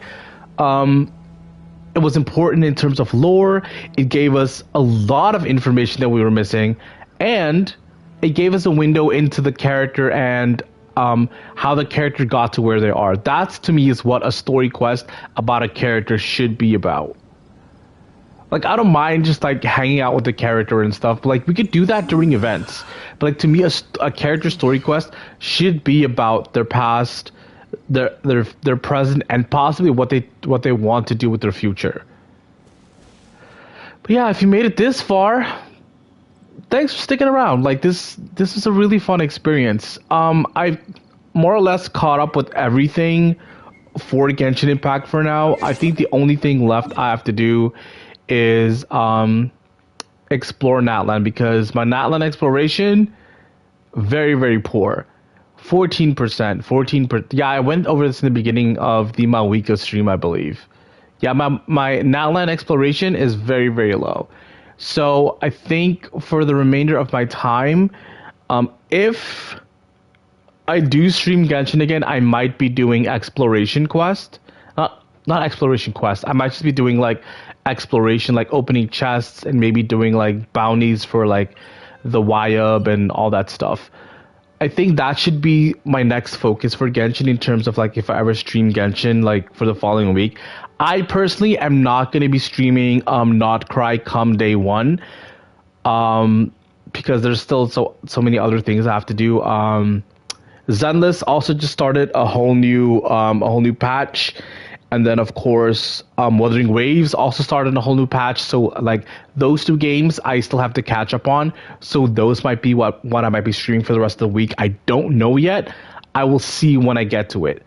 But for now, if I ever do stream Genshin again, it's going to be an exploration stream because, yeah, this it's not looking good, bruv. It's not looking good at all. So, yeah, this is what's gonna be Genshin. I'll be exploring Natlan, opening chests, defeating enemies, doing puzzles and shit. So that's that. As for Not Krai, I want to give everyone else like watches my stream and does play Genshin. I want to give everyone else just that initial like I want to give you guys the rest of the week to like have fun and play through the story and play through the new environment and the new region and artifact farming and puzzles and all that cool stuff. I want you guys to go out and experience that for yourselves, and then come maybe next week. I think next week would be an appropriate time for me to like step in and be like, hey, I'm gonna do Not Cry stuff now. I feel like by then I should have it explored like what 70% of the Natlan map. So Not Cry I will give to you guys to have fun with on your own for the rest of this week. Like, go have fun, man. Like, I want you guys to just experience everything the devs are going to give us. And then next week, I will come in and experience all that cool stuff for the first time on stream with you guys. But aside with that, look forward to Wuthering Waves and Zenless this week, potentially. I don't know if I'll be streaming Marvel Rivals because the new season, I believe, drops on Friday. So I'll see when I get to that. But yeah, if you've made it this far, like, I highly appreciate you guys sticking around. I don't think I'll be streaming for the rest of the day because my throat is, again, I did have a really sore throat and I took some medication before I started the Skirk stream, but like, it's a lot better now. So like, I do have the ability to speak and yap for the rest of the week. So yeah, definitely look forward to maybe Wuthering Waves and Zenless. Anything else I want to add? No, I can't really think of anything. The next, oh yes, polls. In terms of polls, for Wuthering Waves, and then Chiyuan for Wuthering Waves. God, I need to farm like crazy if I want to get both of them. And then for Genshin, it's going to be Flynn's. So I'll be pulling on Flynn's banner. So that'll probably be like, what, 20 days out? So close to 3 weeks.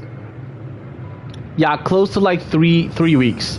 So 3 weeks from now is when I'll probably be doing my Flynn's pools, and then for Zenless, it's going to be Kamano Minato, and then maybe some. If I get Lucia, cool. If I don't, it's whatever. But I'll be trying to get M6 Minato, and then maybe W5 as Wenjin as well. As for other games, 3.6 for Honkai Star Rail was just announced, so maybe I'll be going back to Honkai Star Rail this week, because I did see that Sunday was in the picture for the promotion. So maybe Sunday banner is coming back. So I don't know. I might be farming Honkai Star Rail like seriously this time. So Honkai Star Rail streams might be coming back soon. Because I saw that maybe Sunday will be coming back. So if Sunday comes back, best believe I'm gonna farm for Sunday. And then I'll maybe do like a stream pulling for him as well. But yeah, that's the end for me, guys, for today at least. I'm hoping you guys had fun listening to me yap. If you're gonna do something else for the rest of the day, I hope you have fun. I hope you enjoy the rest of your day. I hope you literally just have a great day, man. Like, I don't know what else to say. My brain is running on fumes right now, so I'm just word vomiting whatever's coming out of my mouth. Yeah, have a great day. Stay safe. Love one another. All that good stuff. I will catch you guys on the next stream. Again, I don't know when that is. I'll kind of just do that sporadically from now on, because again, the Genshin streams were just like, I had a plan, I had a vision, and now that that's done, it's kind of like a free for all. So I'll see you guys when I see you. Yeah, that's it. I'm out. Bye.